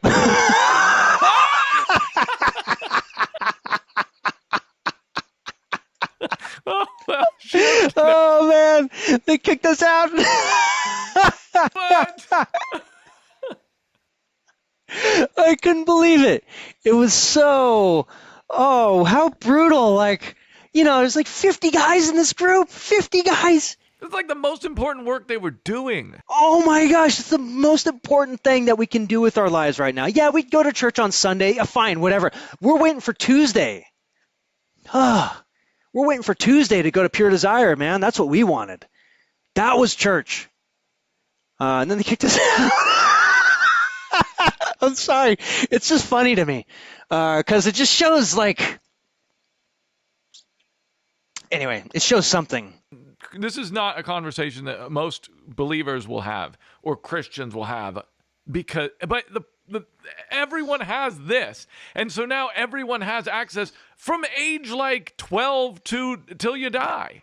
And so it's the biggest conversation that you have to have and the biggest thing you have to look at, draw out and address in public so that it's, I don't know, you can go to people for help and counsel and support, Yeah. Completely. Okay. Wow. Okay. So you realized, so that's when your relationship began, I guess, with. Yeah. So I started reading the Bible cover to cover. And so the thing I started out just reading it, and I spent a year just reading it. And it's very hard to read the Bible cover to cover. I don't know if you've done it, but as soon as you hit Exodus 20, the party's over. Genesis is fun. Exodus is so beautiful. Until 20.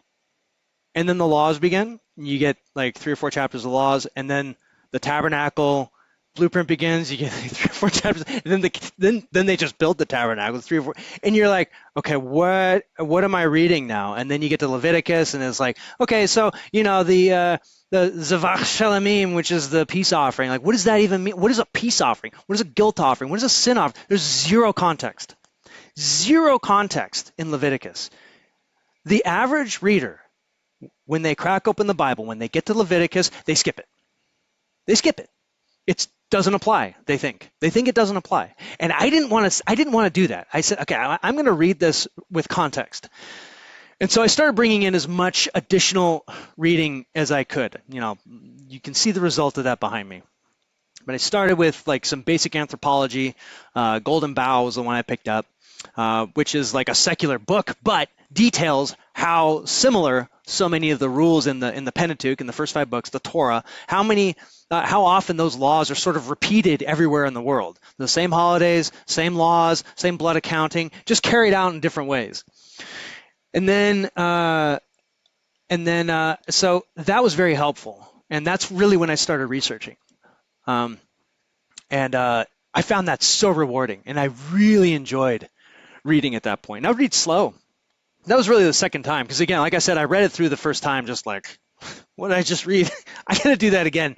I'm going to read it with a fine-tooth comb this time, and I follow what's called the parasha, which is the all the synagogues in the world. They read just a few chapters of the Torah every week, just a few. It's like between like 3 and 6 chapters a week. So you really get to like focus. It's a study group, and as you're studying, you're doing the same chapters as every Jew or Messianic believer in the world is doing it at the same time, which is kind of fun. It's kind of like a social network. in your own head. And then you can go to like Chabad and you can kind of read their breakdowns. You go to Messianic sites, read their breakdowns, and it's like current, and the YouTube feed is like it's exactly what you're reading. It's kind of nice. I recommend doing it if anybody wants to study the Torah. Follow the parasha, and that's when I started researching and trying to understand. And that's where I came all this blood accounting stuff. That's like where I started developing that. Wow. Did you ever get to a point in your research where you thought, I don't think most of the mainstream Christian world reads it this way? Or most don't read it.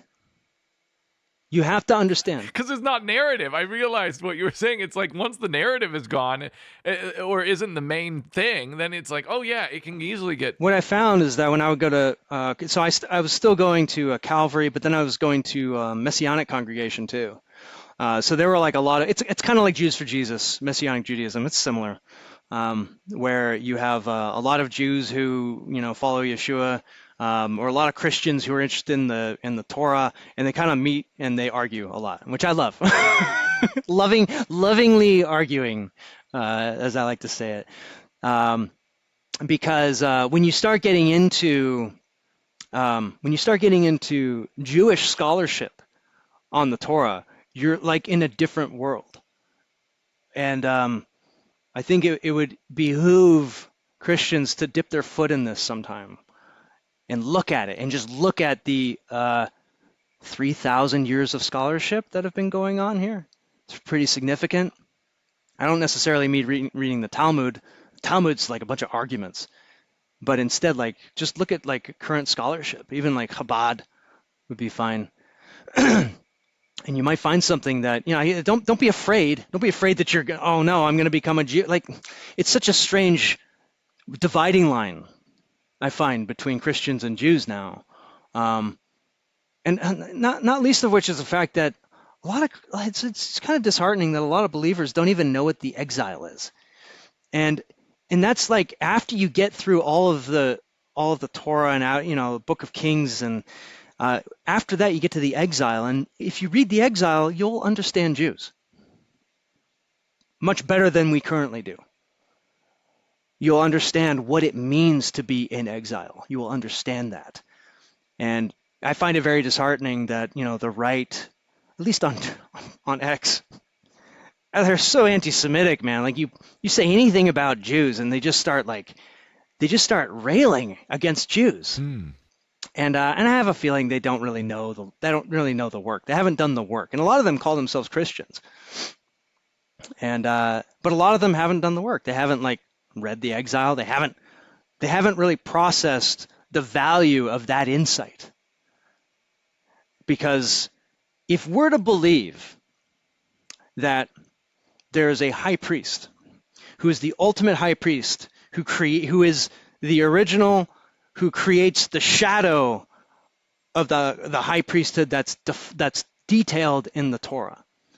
If we believe we're under this high priest, under the city of refuge, so to speak, if we believe that we're under that, then we are not really within the exchange system of the world anymore, because we've taken refuge out of that so that we don't have to pay blood.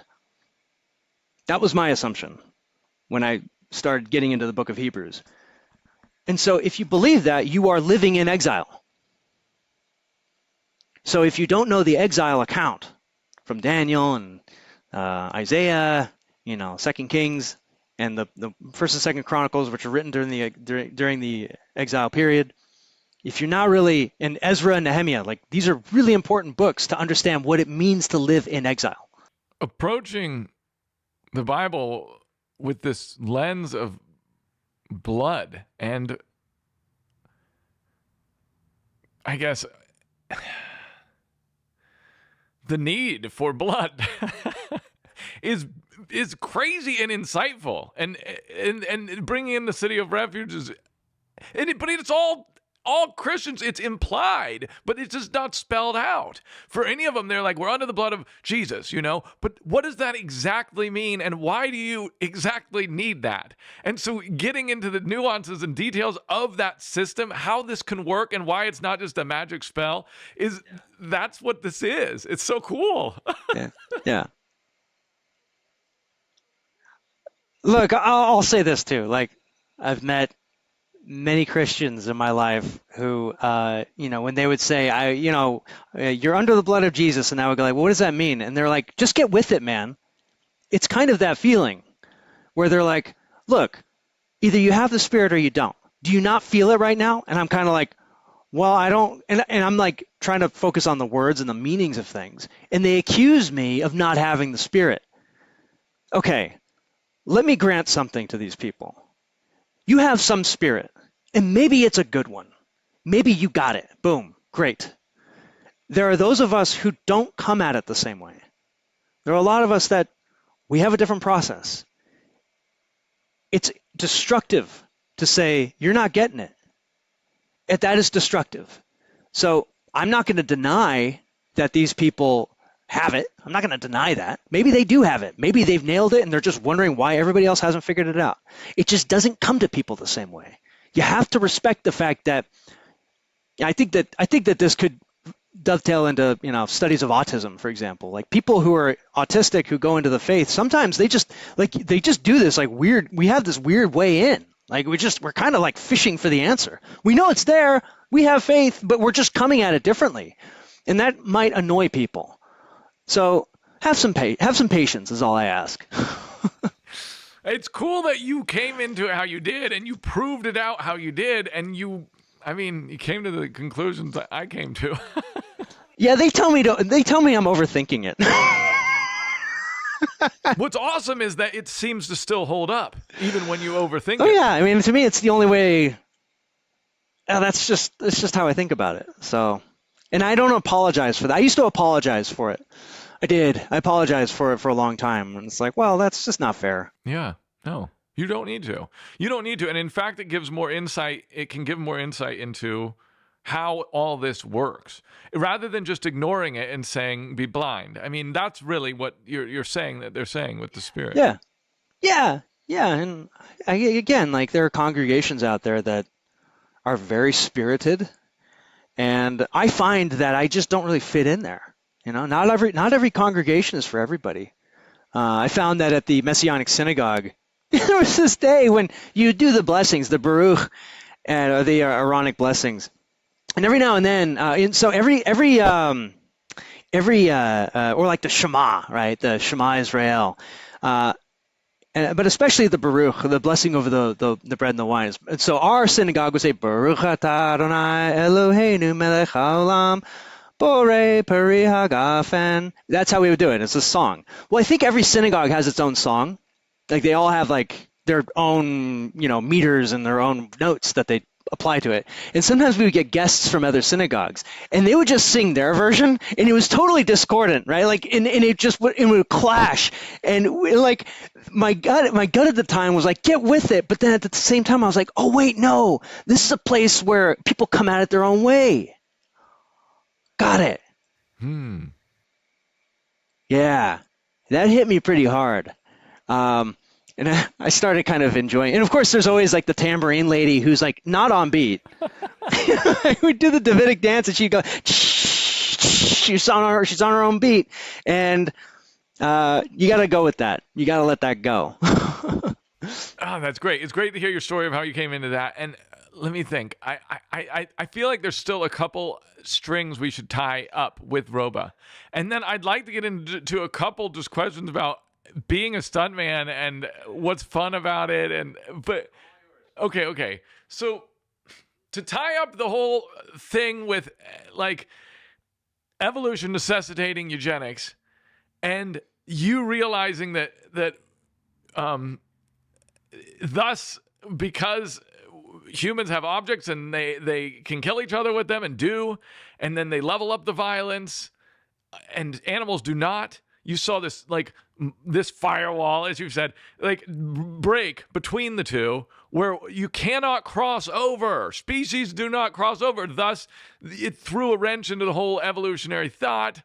Yeah. And you spun off with the whole theory of ROBA that you've put into this book, and also seemingly sent you on this quest to eventually become a believer. And yeah, okay.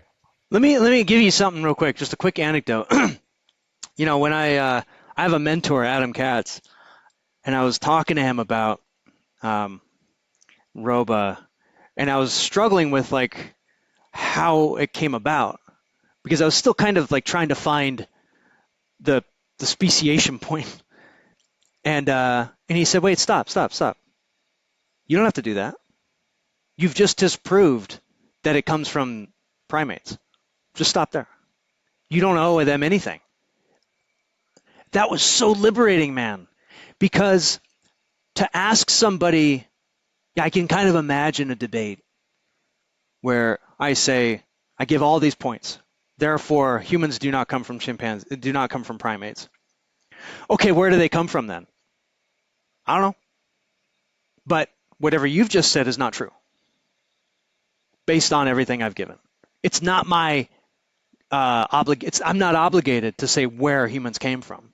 I can tell you what the Bible says. It's not going to do anything for you. That's not going to do anything. And frankly, I don't quite know how to read that myself.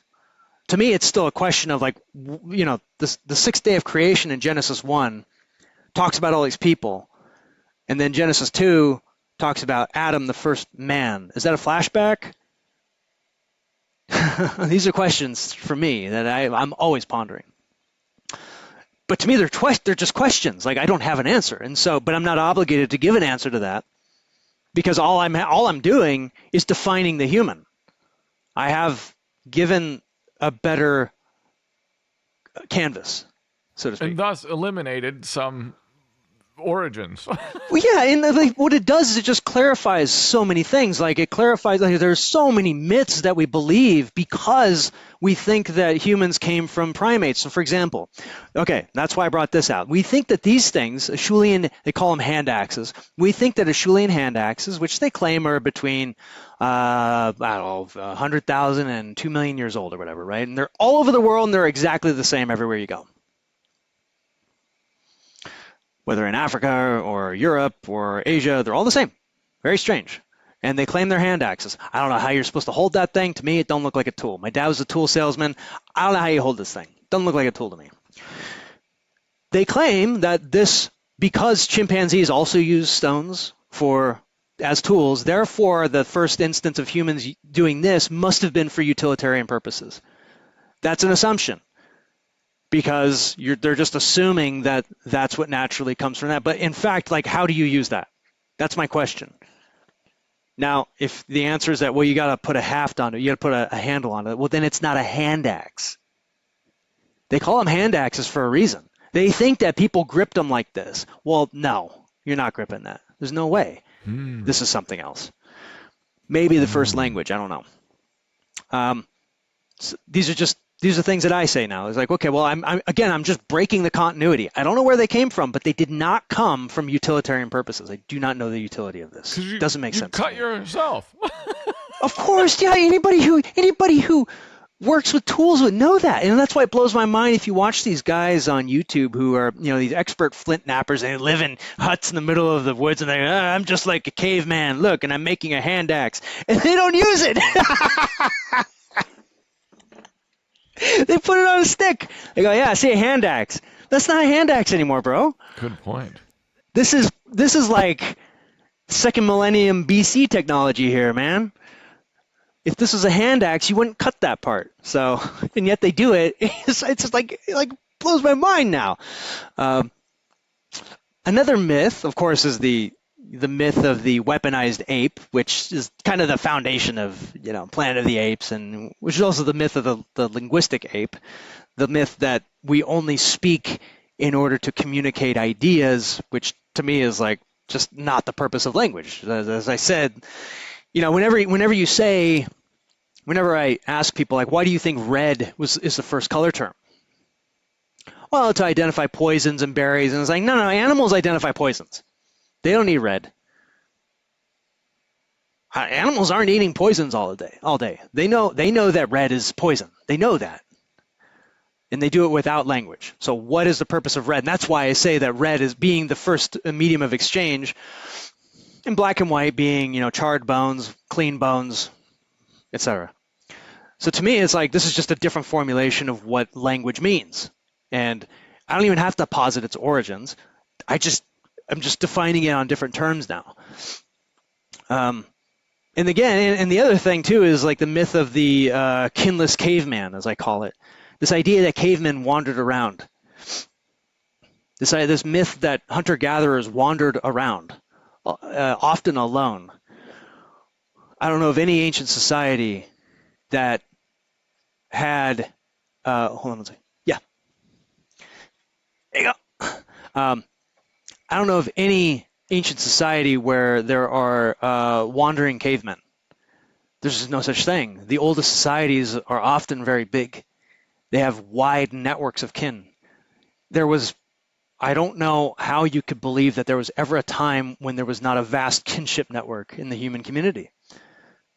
So again, this like breaks with the idea that humans kind of wandered out of Africa and kind of stumbled about and, clubbed women over the head with sticks to bring them into the cave. And it's just not at all backed up by evidence. As far as I know, all the sites have, there's evidence that there are a lot of people living there, and those people probably intermarried with nearby tribes.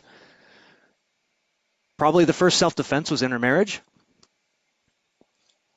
And so to me, it's just like a new way of thinking about people. And now I can just kind of stick to my guns and say, like, well, the minute you can prove to me that a chimpanzee does this, as soon as you can prove that, then I'll rethink it. But until then, it's like this is sort of my base operating system. And it seems like you searched pretty far and wide, like from your notes and your book references and in the and your bookshelf behind you. I could go on, because so much of it is just like, so much of that is, I don't want to say a waste of time. I enjoy it because it's sparring. I'm sparring with people, and I'm testing it against every author that I read now. I actually enjoy it more than ever, and I'm actually slower at reading now than I used to be, because I have to test more things against what they're writing. But like, you kind of have to do your due diligence and make sure that nobody's, got good evidence. There's one story of, blah, blah, blah. And so you just kind of seek out the best. You seek out the best. You give it full respect. Just as I respect evil, I respect my opponents. I'm not calling my opponents evil, but I respect my my intellectual opponents, and I'm going to spar with you for 10 to 15 hours in this book that you wrote to really test what you're saying. And I write notes on all of them. It takes me forever because I only read like 15 to 20 pages an hour, but it's worth it. But that was the work I had to do. On that topic, exactly. Do you have advice for young people who are, as they're growing and learning about the world and life, and maybe they need to be exposed to a lot of this writing or some writing? How do you go into something like that? Where how do you remain? Is it one of these philosophers, Aristotle or something, says the mark of the educated mind is to be able to hold a contradictory idea in the mind without being won over. I'm butchering that, but right, yeah. I get what you're saying. I don't know. I mean, I feel like if I give my process, I'll be projecting. But I think everybody wants to understand the world and people and themselves. Everybody wants that. And it's just like that's just the standard theme. I mean, even people who are, even environmentalists, a lot of the time are less trying to understand how the world works and more understanding how we live in it. How do we best work within the environment? Yes, how do we not destroy the environment, but how do we not destroy each other? Right? Like deforestation is bad for the environment. It's really bad for us. How do we live within? So I think everybody sort of can share that. But I think people watch too much Netflix. If I could give one piece of advice, stop binging, stop watching the news. I know it sounds crazy, but stop watching the news. Get your news from people. That's what I do. I don't really know what's going on outside unless I ask somebody. And I usually get everything I need to know.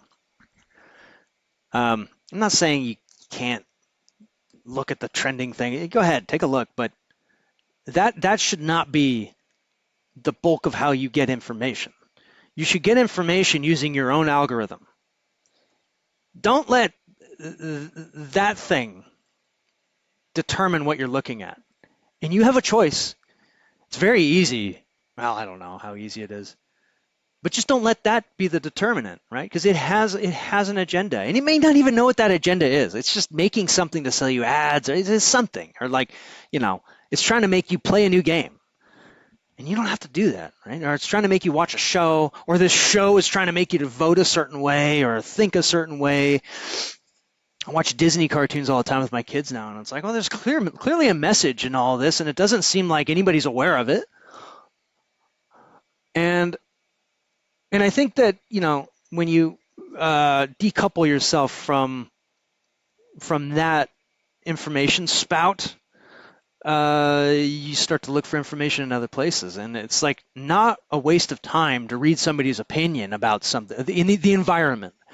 If you're an environmentalist, okay, maybe stop watching like the news and read Charles Lyell. If you're interested in astronomy, maybe read some old astronomers. You'll be surprised, and so that's what I would say. It's really like how you use your time. And if you're more concerned about keeping up to date on the latest episodes, or if that's the only way that you can unwind, well, and I don't know, you might not have time to read. But if you want to have time to read, then maybe consider the fact that maybe those shows aren't helping you. A lot of people have hard jobs. I get it. They go home and they want to like find a thing on the carousel. That character's like me. Okay, that character has a hard time at work. He's got a villain that's like my boss. I'm going to watch that. I'm going to kind of live there for the next 2 hours. Okay. All right, so he has a different problem than I do, but he still kind of resolved the problem. All right, great. I can go to bed and go to work tomorrow. And the next day, you just do the same thing again. And that show knows that. That show is built to keep you going back to work, to the show. They don't know that, but that's why they built. They're not really telling you to change your life. So they don't really give you real options. They give you fake options. They give you fake puzzles to solve, right? So that you can kind of cope and go back into the cycle. You can return to the exchange system. So get out of that. It's harsh, but that's my answer. I think it's great advice. And while we're at it, while we're talking about, the brain, how it works, one of the things that drew me into the book very much at the beginning was the character of Quiltman. And then I also was like very impressed that you had the patch, which I'll let you explain Quiltman and the patches, of going to bed at 9 and waking up at 4. When did that start? Before we get into Quiltman, when did that start? And how the heck did you do that and maintain that patch? Patch like to your operating system, but I'll let you explain that if you can. Yeah, I think that, when you have kids, I think I realized that when the kids go to bed, what am I really doing with myself after the kids go to bed? What am I doing? Am I just scrolling? Am I just watching Netflix? What is the purpose of this time? Like, if I'm trying to unwind, does that mean that I'm doing the wrong thing with my life? I'm just going to go to bed. I'll just go to bed when my kids go to bed. Crazy idea. And then if I go to bed at 9, get up at 4, that's 7 hours of sleep, man. I'm gangbusters at 7 hours. And so most people, 8, fine, get up at 5. You got 5 to 9 before the emails start coming in. You have 4 hours.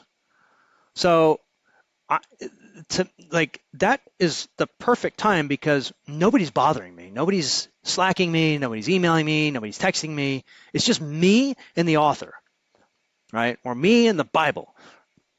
And I can just, and it's different than watching a movie. It's different than listening to an audiobook because, those things just go in. And even when you tune out, they keep going in. But with a book, you're sort of like, you're plowing. And it's like farming. I feel like I'm exercising some farming thing that's still in my bones. And I just got like addicted to it. It's weird. I never caught the workout in the morning addiction. Some people claim to be addicted to working out in the morning. I'm like, I think that's fake, but now I believe it, except I don't work out, I read, and I have an addiction to reading now. And I typically have a stack of like 5 books at a time. And I'll do like 10 to 15 pages per book. And I have no issue like maintaining. I think the average person can do that. You could probably do 10 or 20 even. It's not that hard. So that's what you do in the morning then. You read, and that means, to me, that means you're probably going to write another book at some point, I would assume. Are you already? Oh yeah, I'm writing something. This is what I take notes on. This is the important part of, for me, the important part of reading, because I don't have a good like anecdotal memory. I'm very structured, so I connect things a lot, but if I want to pull up examples, it's very hard for me to remember examples. All the examples I've given on this call have been examples I've given 50 times before. But so I take a ton of notes with page numbers and quotes so that I know, and I have keywords too. So if it's evolution, I do #Evo, or if it's kinship, #kin. If it's if it has to do with human sacrifice, #HSV. Like in that way, it's very easy for me to search and find anecdotes, and I can stick those in the book, or I can bring them up in interviews. That's awesome. But that's like a huge part of, and that keyboard is just a Bluetooth keyboard that I connect to a dumb phone that only has a notepad and Dropbox, and I keep all my notes on there.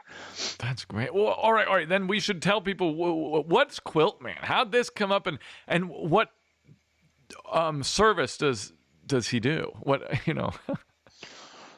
Yeah. Okay. Well, there's a character I bring up in the book called Quiltman, which it's kind of like you remember Windows 95? You remember the paperclip guy? Yeah. Clippy or what?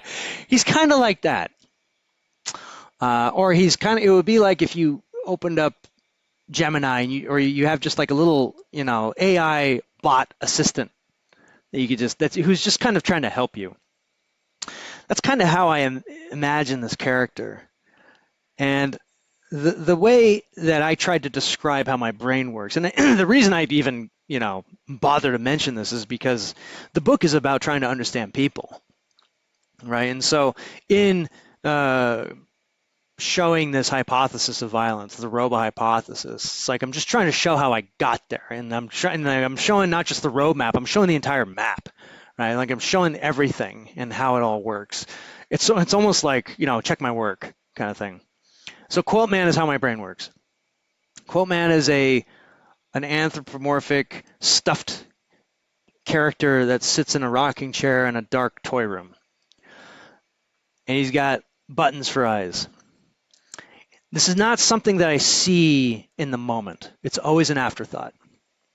So when I'm faced with a challenge, a debate, or whatever it is, I tend to do a lot of math in my head. Like I said, whether it's autism or whatever, it doesn't really matter to me. To me, it's just how I think.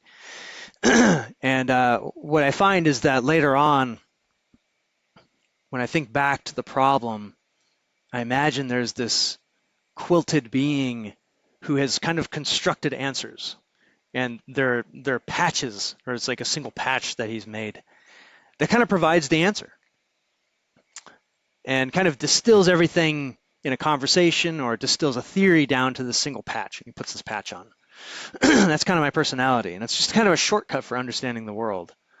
And it's kind of the same way, for example, I think some people will understand this, but in social gatherings, Eric 1.0 had a very difficult time with talking too much, and that would kind of eat up the room. And I think that with autism, this is a very standard thing. Because I'm not really like reading people's responses. I'm not looking at how it's like I don't really understand it. Or I'm denying the fact that they're not interested. Right? I go, oh, maybe they're wrong. Or maybe that's not what that means. I don't know. I'm just not really thinking about it. But then through trial and error, I kind of realize, okay, if I'm in a group situation, a group conversation, I need to keep my answers limited to like 1 to 3 minutes and then let other people talk and just kind of load it all in, load, wait for your turn to talk, wait.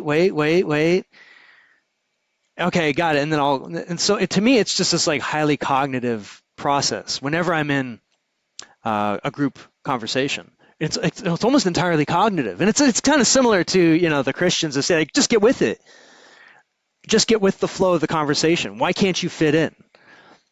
And so I was like, okay, well, this is how I fit in, is I memorize all these rules, and that's like another patch. I just kind of refer to that patch. So the patch for that is like, okay, talk between 1 to 3 minutes, wait for you, blah, blah, blah, and then you run that. Yeah. It's like Quiltman makes the patches for your brain operating system. You put that patch on, and then you run that patch, and then you just go. Correct. Okay, that's cool. Mm-hmm. It was a great character, and to me, it was very intriguing throughout the book. Your conversation with Quiltman as you go, because it's your conversation with yourself, and it's like how your brain is working, but it's a great depiction of it, so it drew me in, man. Thanks. Yeah, there's a downside to Quiltman, which is that if you don't abide by the patches, it's kind of like, well, what the hell? What am I doing here? Why did I even make that thing? And so it kind of instills a very repetitive behavior. Again, very. I don't know. I mean, this is just like personality stuff right now. Everybody has their, personality tics and whatnot. But even like literally, one of them will be a tic. Like I have one that's a tic, and I developed it. I remember when I developed it. I developed this tic, 2015. Some guy mentioned that like every now and then I do this thing with my face. I do that. It's like something like that or something. And then from then on, it was like, oh no, like now that's a patch, and I do that every time I imagine something bad is going to happen. So like sometimes it's like, okay, let's try and get that one off.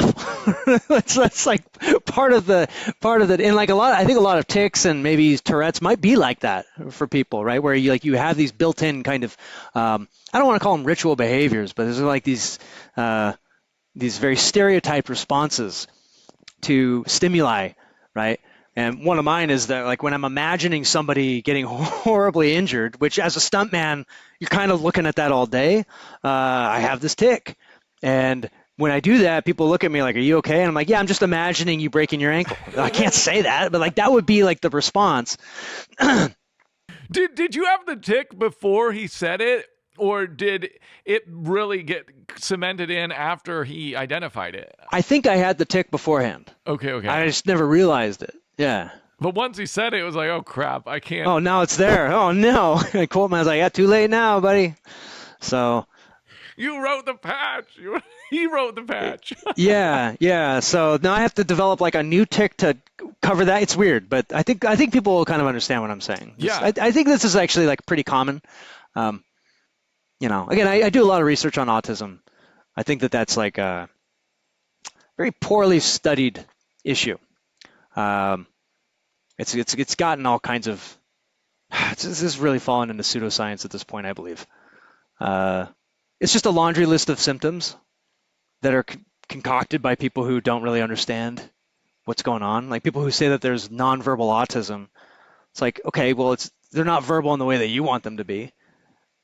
If I watch them walk around, I see someone who's very verbal.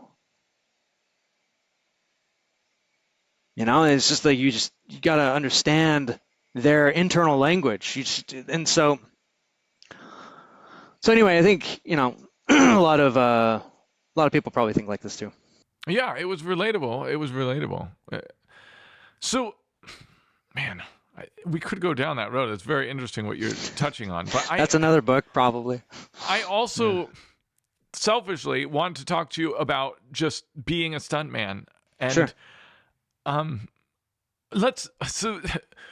first of all, I just got to get out with the question, will people see you do any more things like all of your old YouTube, Rope-a-Dope, and all the rest? Or, I mean, I'm sure that, yeah.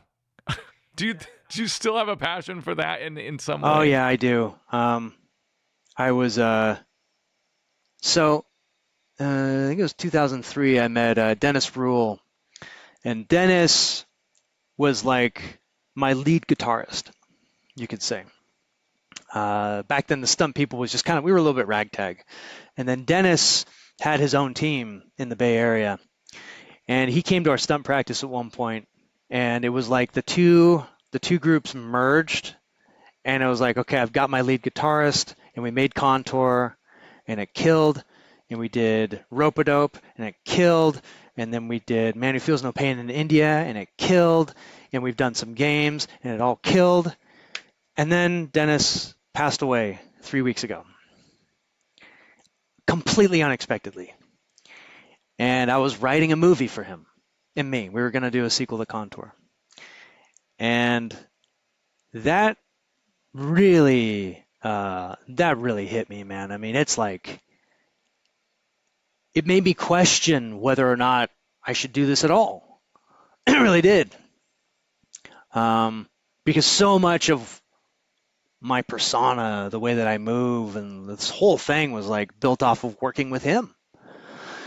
But like with death in general, and he was just so close to me. He was like a brother. He's one of my best friends. And I talk about death in the book. I lost a daughter. And these are holes in our souls that never go away. They will always be there. I don't quite know what the right analogy would be.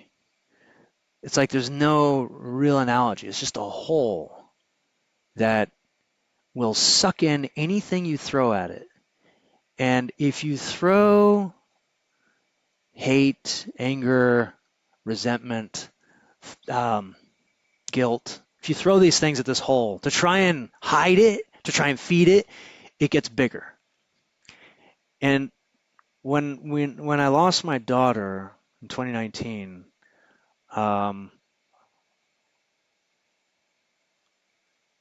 there was a week that went by after she died in the womb, which is its own like legal weird gray area, even though to me it's not gray at all. And I realized, and I think that this just came from above, where here's the hole. You could go into it and die, or you could love. There's no way to describe it other than that for me. There was no third option. You either go in the hole and die, or you love. There's no other way to live with a hole. And you'll have more. You're going to be riddled with these things by the time you die, you know? And everybody has this. And so that was in 2019, and I chose to live. And it really changed me. Because that hole is like right here with my daughter. It's right here. And I cherish it because it makes me who I am. And so when Dennis died, there was another hole, and it was actually much bigger. And I said, okay, there's so many ways I could be mad. Oh my gosh, I could be so mad. I could blame. There's like 15 people I could blame for this. There's medical stuff I could blame. There's the business. There's all this stuff I could blame. I could be angry, but I know that that's death. That's death. That's the exchange system. Don't exchange with it. It's there. Don't exchange with it. So, of course, I still have the same passion. I'm not going to let that stop me. And I want to do it purely through love, you know, not out of and I don't want to do it out of anger, out of resentment. That's like the wrong perspective. And I can feel that when I feel myself making an idea out of it that's like channeling hate and anger, I feel like that's probably not going to be healing. There has to be something better. And so, that's kind of, to me, that's how I look at it. Well, okay, this makes me want to ask you a question about the film industry in general at this current point. Because in the book, you mentioned you making all of these videos that were getting tons of views like crazy, where you were the different characters in all these different video games. And you would do your real life version and they would have their, the video game version. You're getting tons of views there, you're getting tons of views on your other narrative pieces. And you said, oh, but you needed to make more money. That wasn't like a huge significant source of income. So what is just generally, what would you do to release a film? Like, let's say you wrote a feature and you funded it or whatever. How do you release it where you can make any money? Especially if it's an indie one. Do you just put it on YouTube and you're like, oh, we got a lot of views. That was great. People loved it. Or yeah, I don't know. Me neither. Me neither.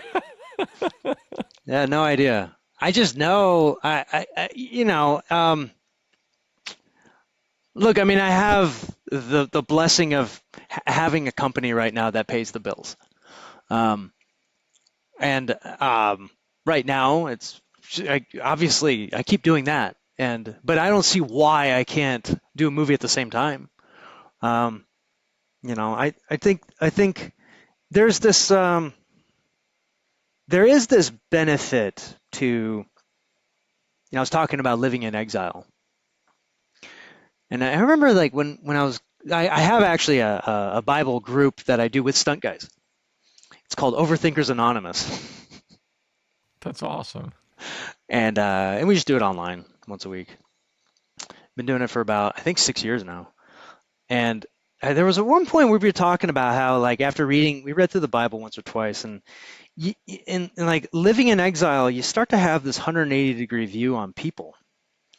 And when you start looking at the film business and how everybody is sort of like moving in one direction for funding or their ideas, it's all kind of like this same vector. Everybody's on this trend. And if you get in line with that and you follow that trend, then like you're kind of competing with like a million people. But when you back out and you just see like, well, there's one vector, but then there's all these other options that I could pursue now, like without going with the crowd, without engaging in the exchange.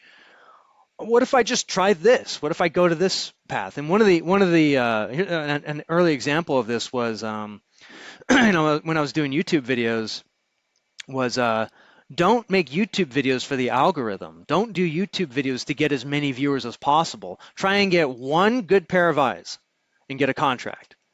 That's just one way of looking at it. Now you have millions of options to get a living.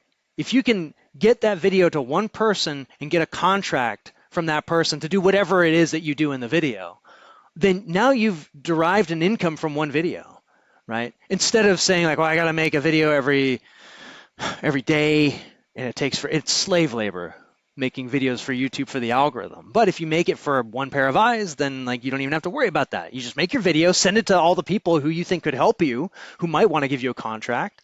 Is that list 250 people? All right, well, you got your week filled out for you. Hit them all up. That's just one way, right? And there's infinite other ways to do it. So one of those ways is that path for making that indie hour. Maybe there's like 100 ways. I don't know. But I'm always trying to like take that 180-degree perspective, right? I mean, that is kind of like the what would Jesus do moment. It's kind of that.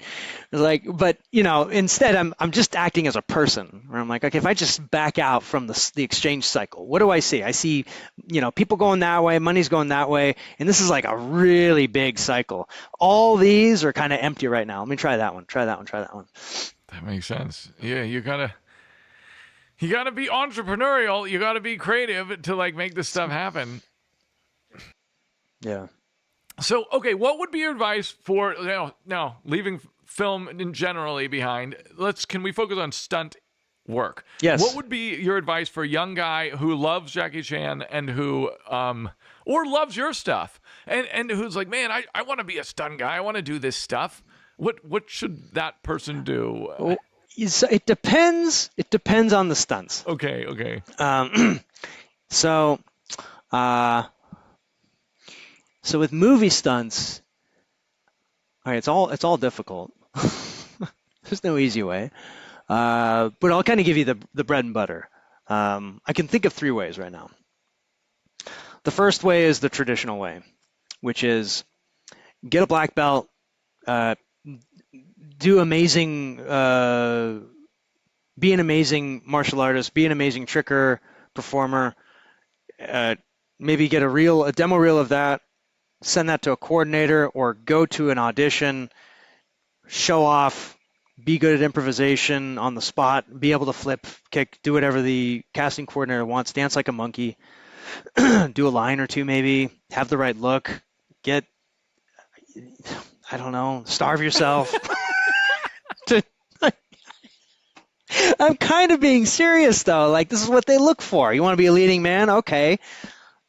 How's your, are you open to taking anabolic steroids? I guess they do this. They do this stuff. So that's one way. You got to get jacked. You got to be perfect. You got to be able to flip and kick. Dude, more than one person has said that, you know? Like, you think about this replacing Jason Statham. What? Right? I'm built like a cinder block. It's just, it doesn't look right. It could be awesome. I'm not that. But if you want to be that, you're competing with that and millions of people that are also trying to be that. And you're going to have a certain, you're going to have to fulfill certain requirements to do that. That's one way. Okay. Right? And with stunts, bear in mind, you don't necessarily have to just jump into auditions. Sometimes you can also just get in with stunt teams. Another kind of audition would be going to a gym where teams regularly meet. The Jam Gym, for example, in LA is a great spot. And then in Vegas, K-Star, 87 North, although I don't know if they let people just walk in. But if you were to go to these places or be invited, work out, be impressive. Not only be impressive, but show that you are eager to work and that you can work with a team, then you might be able to bypass the entire audition process and just get in with a team. And then time will tell whether or not you mesh with that team. And some teams are really good. Some teams are like very healthy, but you might find yourself in a team that's very toxic. You might find yourself in a team that loves to go and drink. You might find yourself with a coordinator who really wants everybody to go to a massage parlor after the shoot. Are you going to, sacrifice your faith, your family to do that? Okay. Good luck. If you're not, they might not call you back. That's just a choice that you'll have to make at some point. So there are good teams. Just be very discerning. Is all I'm saying. So that's like the group. That's like the more traditional way. The second way, which is if you want to get, so that's for movie stunts. If you want to get into game stunts is really, in terms of motion capture stunts. And I people ask, like, how do you get into motion capture? And it's like, well, that's a big bucket. There are 2 main kinds of motion capture. There's performance capture, and then there's game capture. Performance capture is like what you see on Avatar, where you wear all the markers, or like Electric State, which are accompanied.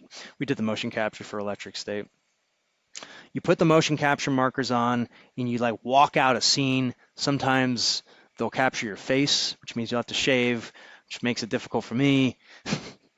I'd still do it. Sometimes they mic you up. They'll take your audio, and you kind of walk and talk a scene, or you'll do a fight scene. And it's a non-playable motion capture scene. And it might be in a game. It might be like a cinematic. It might be a short cinematic. It might be a whole, 8-minute cinematic. Or it might be for a movie, whatever that is. That's performance capture or PCAP. Okay, and the other one is game cap, which is what I do, and I've described this, which is that you do a tiny move. You're just doing the attack. Cut. That was no good. You gotta, and I have a section in the book called Movement Language where I break down the 5 stages of movement where, I found a way to make it easy to bring character to these movements, because you have to do that. And it's a very different kind of motion capture. It's very tiring. It's 8 hours of performance. It's like 8 hours of football some days, especially if you're doing what's called dance cards. You're doing a lot of running to get the navigation system in. You got to do the sprints, you got to do the jumps, you got to do all the turns, climbing, pommeling, dying, falling, hitting, combos, rolling, all that one day. Whoa. Right. Now, I love doing it. And I've found that, a very fit 20-something-year-old, if they don't love doing it, it drops them. It's hard, and if you don't like it, you're just kind of, because you're in a white room, man. You got to think about anticipate this if you want to get into motion capture. You're going to be in a white room. Yeah, can you take that? You have 1, maybe 2, sometimes 3 directors who are telling you how to move. They got all eyes on you. The entire world is looking at you. Okay, and you're wearing a skin-tight, awful Velcro suit. It looks terrible. There's no way to look good in this suit. So you're butt naked. You're butt naked for 8 hours. They might be running air conditioning in there. That's going to be tough. And you are asked to perform and get tons of notes and be critiqued for 8 hours a day. Can you do it? If you don't love it, it'll drop you. I've just seen great stunt performers get dropped. To me, it's incredibly rewarding because there is no better way to improve.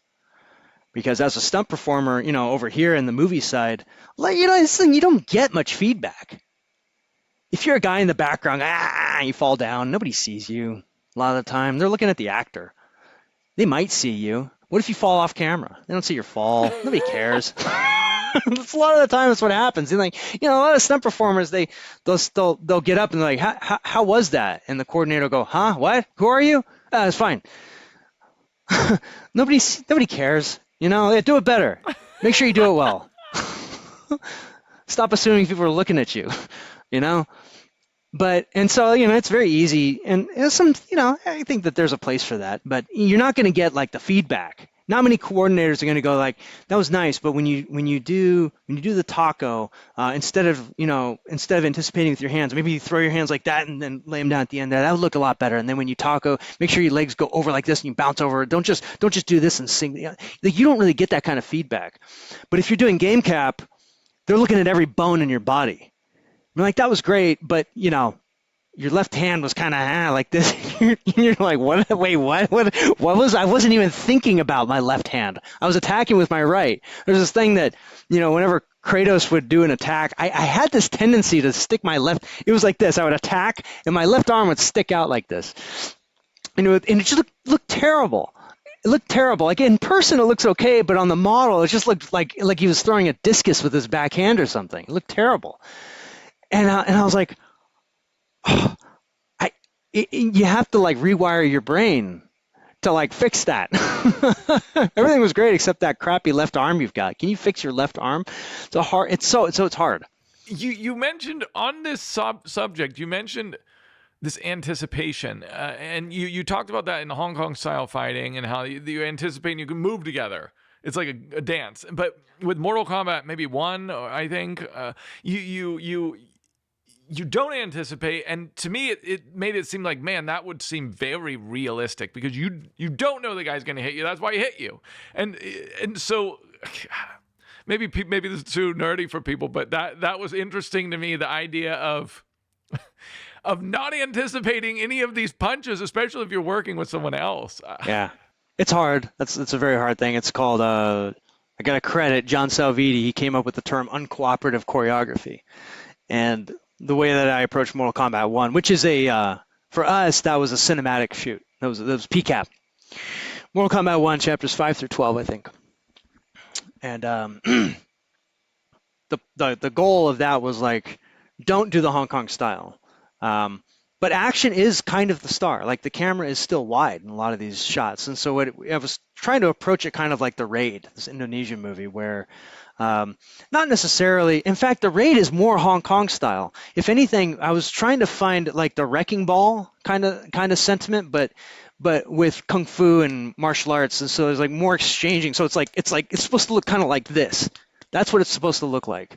That's what I wanted, because that's a fight. Like that's how fights happen.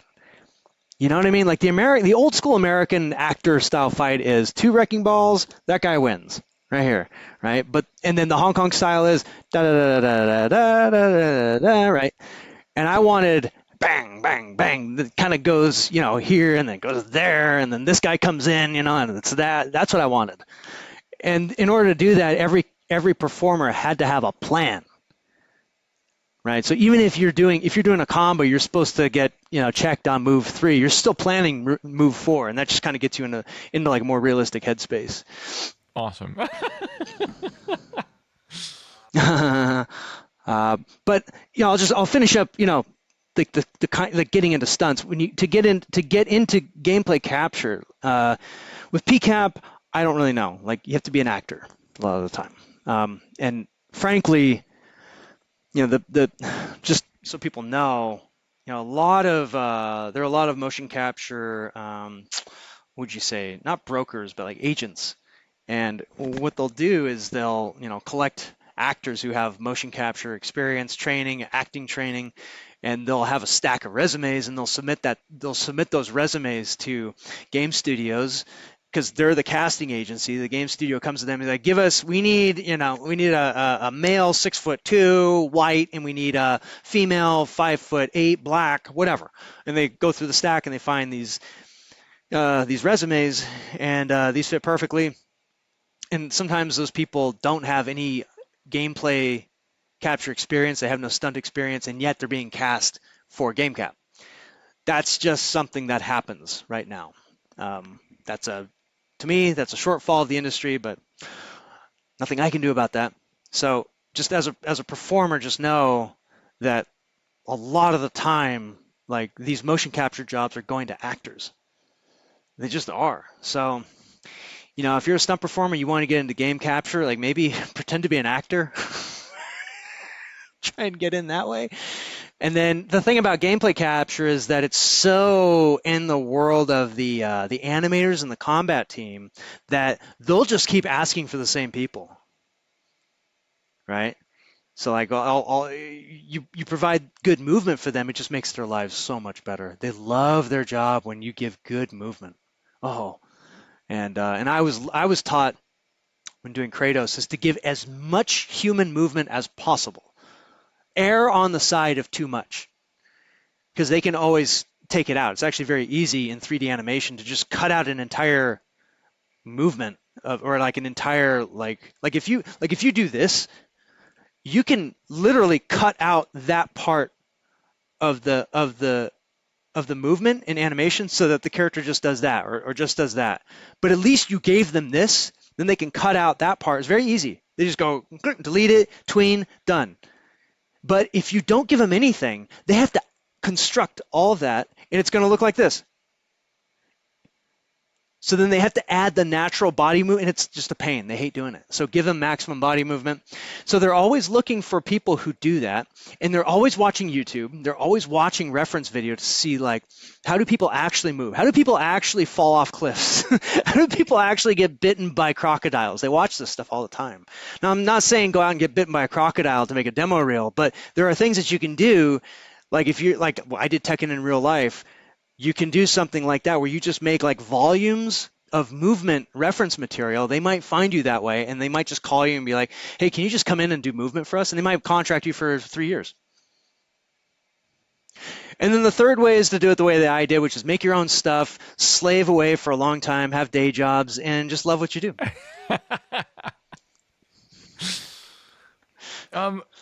Maybe last thing on this subject, what part of the stunt work process, do you wish more people could experience firsthand, if anything?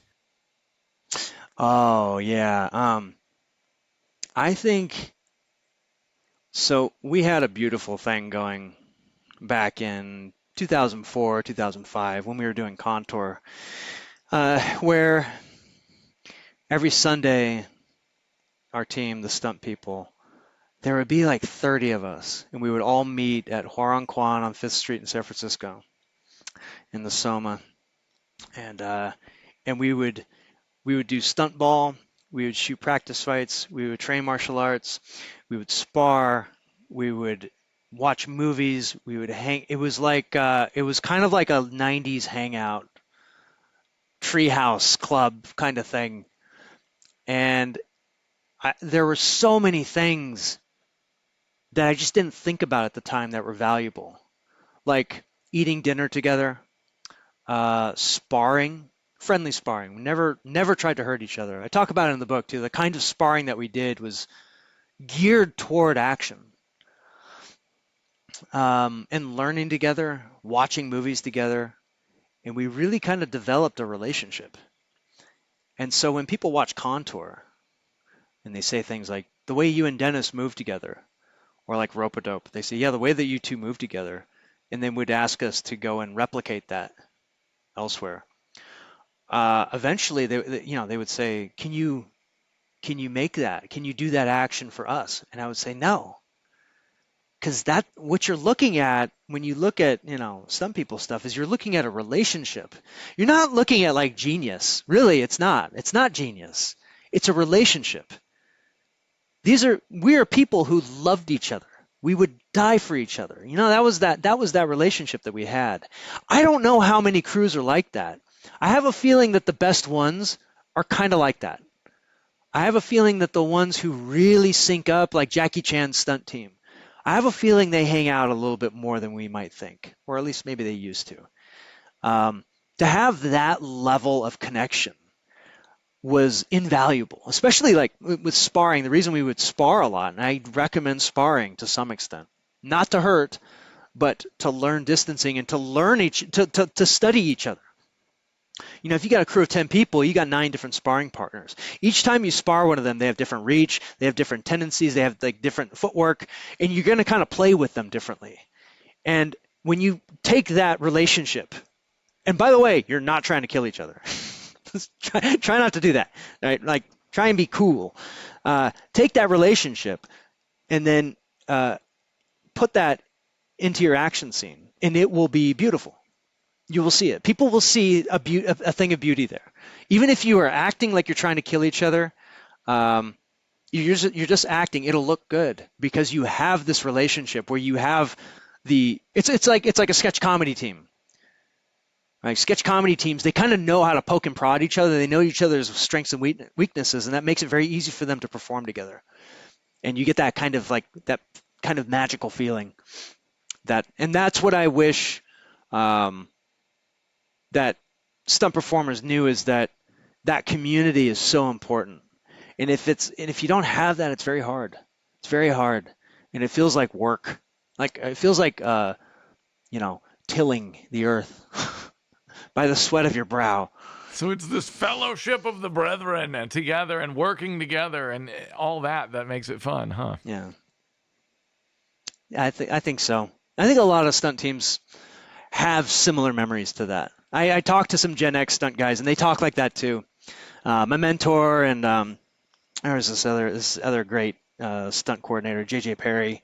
They talk about stuff like that too. They had like a different dynamic, but they came from Taekwondo. They did Taekwondo together, and they had that same kind of like brotherhood. It was a little bit different. It's a different construction behind it, but it was the same kind of idea. And like you look at their action, and it is great. Like you watch Blade.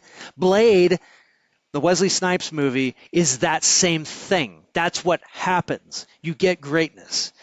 It's just that's an American action movie that looks every bit like a Hong Kong action movie, but it's got this American flavor to it, and it's made from that same stuff.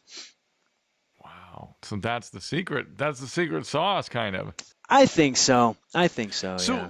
Oh man, I'm sorry to ask you so many questions. I won't keep you forever. I don't. Okay. That's okay. I'm enjoying this. Is this being done now at all correctly, in your opinion, night now? Or what are we missing in modern day action? Or are people doing it right? I don't know, man. I mean, here's my my filter, and I'll be very upfront about this. When I see action that's fun, that's probably people doing it right. When I see action that's very sad and difficult to watch, I'm not sure.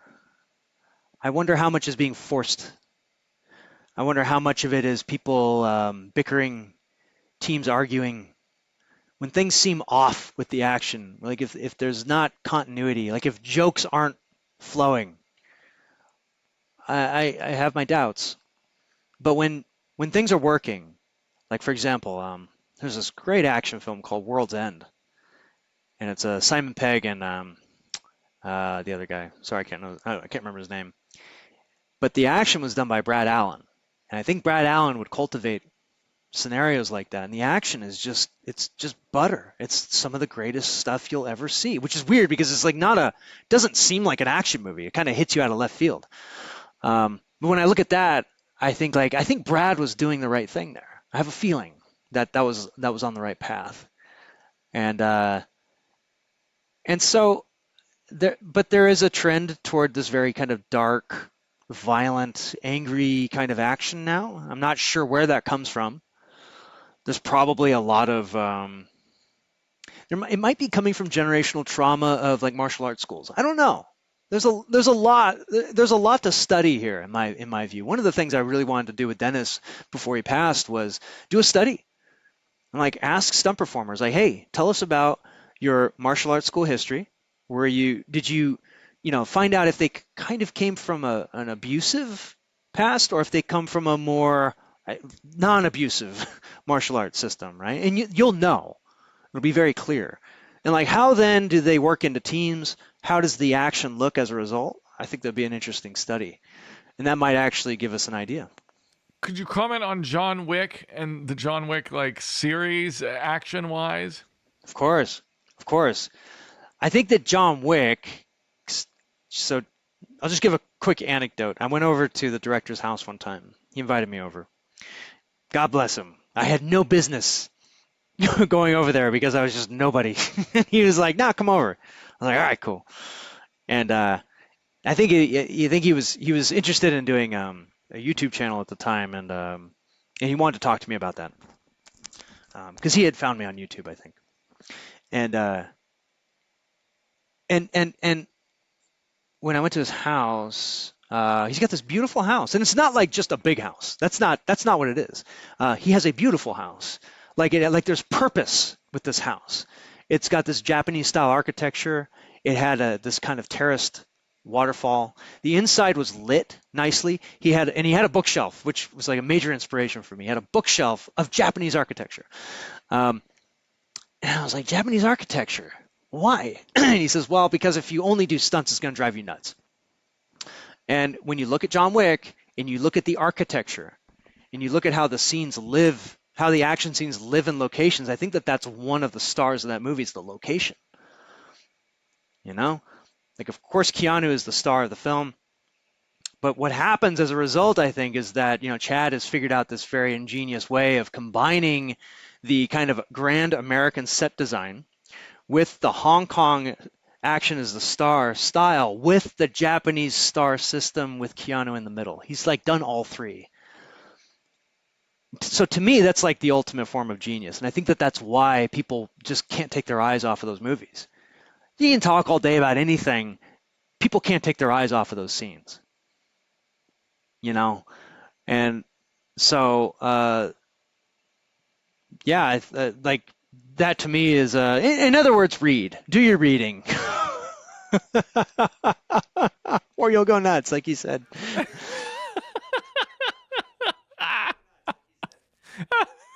That's great. Okay, all right. Let me make sure I've gotten to everything that I have written. Okay, so we're getting into this nitty gritty of ROBA. To recap, to make sure people like know ROBA, it's the reciprocal object-based aggression. It's something only humans do. It's like, and it's a leveling up system where because you're predicting or trying to predict what weapon your opponent could have, you're gonna go bigger. And we see this in Looney Tunes a lot, where it's like, boom, boom, boom, boom, and they show that in 5 seconds. So I had a question. Does the executive law enforcement system, like the police, does that, and the fact that you go to jail, does that undermine true ROBA in modern society, given the fact that the arrest forces deferral and prevents the reciprocal escalating nature that could lead to like feud level escalation? I just thought of that. I thought, man, we won't ever really, at least in civilized society, reach this, I guess, state of boom, boom, boom, boom, boom. Thank goodness. So law enforcement, of course, is nothing new. There's always been law enforcement. True. So we're not technically doing anything new. The thing that we're doing that's new is that our law enforcement is outsourced to a higher level authority, whereas law enforcement used to be insourced to your clan. You had elders within your clan who enforced the law. If there was any kind of dispute over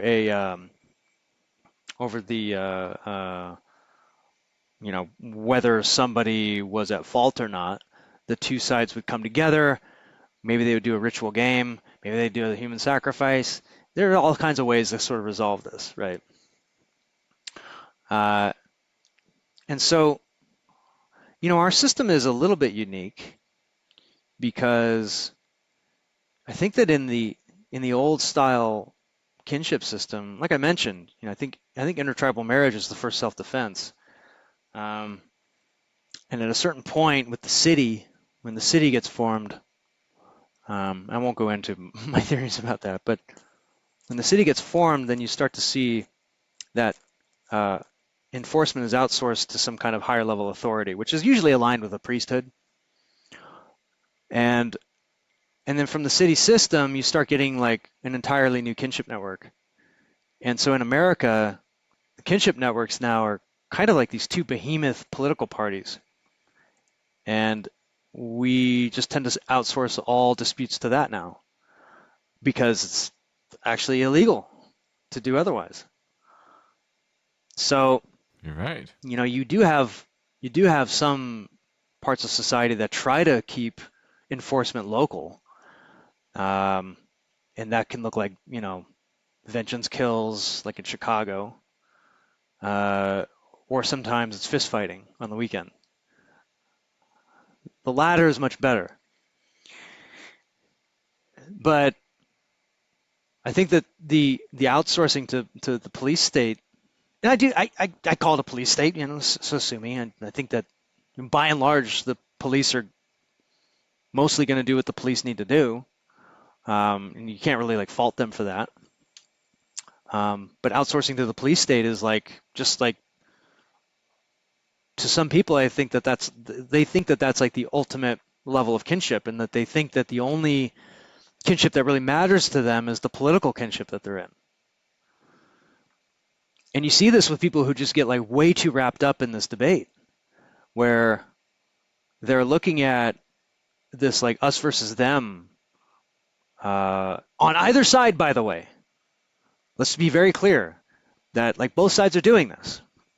You have one side that is claiming to be a complete victim of structural racism or systemic racism, and the other side saying, back the blue, and we need to protect our businesses, right? And there's a tendency to just align your kinship with those two sides, and you see it. I research this stuff. I just watch body cam footage a lot of the time, and what you'll find is that when an officer does an arrest, there are civilians who naturally will side with the criminal, even if the criminal has done something terrible. There are civilians who just start to come in, and they are the kin of whoever's being taken down, even though they don't know that guy, they don't know what he did, they just naturally take a side. It's the same thing as a kin network, right? And then there are going to be people who naturally take the side of police, even if the police have done something that's very corrupt. And again, this is like where I say, like, well, you have a kin group that is like really involved in an exchange cycle together. In fact, like you could argue that the political parties can't really exist without each other. They just don't really function otherwise. They both have to exist. They're two big gears. That's how I kind of imagine it. One is a little bit bigger than the other. And what are you supposed to do if you don't affiliate with either gear? You find yourself on the outskirts. What are you supposed to do? Like, how do you enforce? I was just watching kids going down the street the other day. Some kids that like some local kids that go to the public school, and they have a certain way of walking. They look very gangster. They look very thug. There's kids. They're not. It's not that they're up to no good. But then I look at my kids. I look at how they walk, and I say, okay, if one of my kids, okay, so let's say one of these public school kids, and my kids are homeschooled. One of these public school kids, what if he socks my firstborn, socks him in the face, lays him out? Who is going to avenge that wrong? The police, I assume, because if he punches this guy back, who is going to avenge him? His friends. So I don't have the same vengeance network that they do. Right? I think kinship in terms of vengeance networks, and who defends you and who avenges the wrong. And so in Vegas, there's this weird mix of very different groups. Like one is this like vengeance group that will like jump to each other's revenge in a heartbeat, and then on the other side you have people who just call the police. Okay, well, if you call the police, are they coming? What happens when they come? Are they actually going to take this person away? If that's your neighbor, what's going to happen now? You've now made a bad relationship with your neighbor. Are things going to get better now? And I made that mistake one time with a neighbor. I called the police on something where I should have probably handled it on my own, but I decided to do the lawful thing, which is weird, right? The lawful thing, which is to go to the police. The police came. She got mad, but they didn't have enough to take her away. They left, and then she became a bad neighbor. So in a roundabout way, the way I'm answering the question is that taking the 180-degree view, it's dangerous to associate with either of these groups.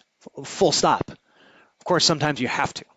Sometimes you have to call the police, obviously, right? I'm not saying don't call the police. But if you're completely aligned with one and you're in a situation where there's another system that is like heavy local vengeance enforced, well, what good is it to rely on the police if they're going to kill you first? Just what good is that?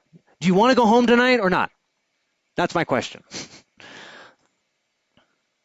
So I don't have an answer for like how to fix this. That's not my place. I really just look at it anthropologically as two kin groups. It sounds like you kind of need to have you could have the police there in the back pocket, but you need to have a local kin group that's immediate and very local, like hyper local in your front pocket.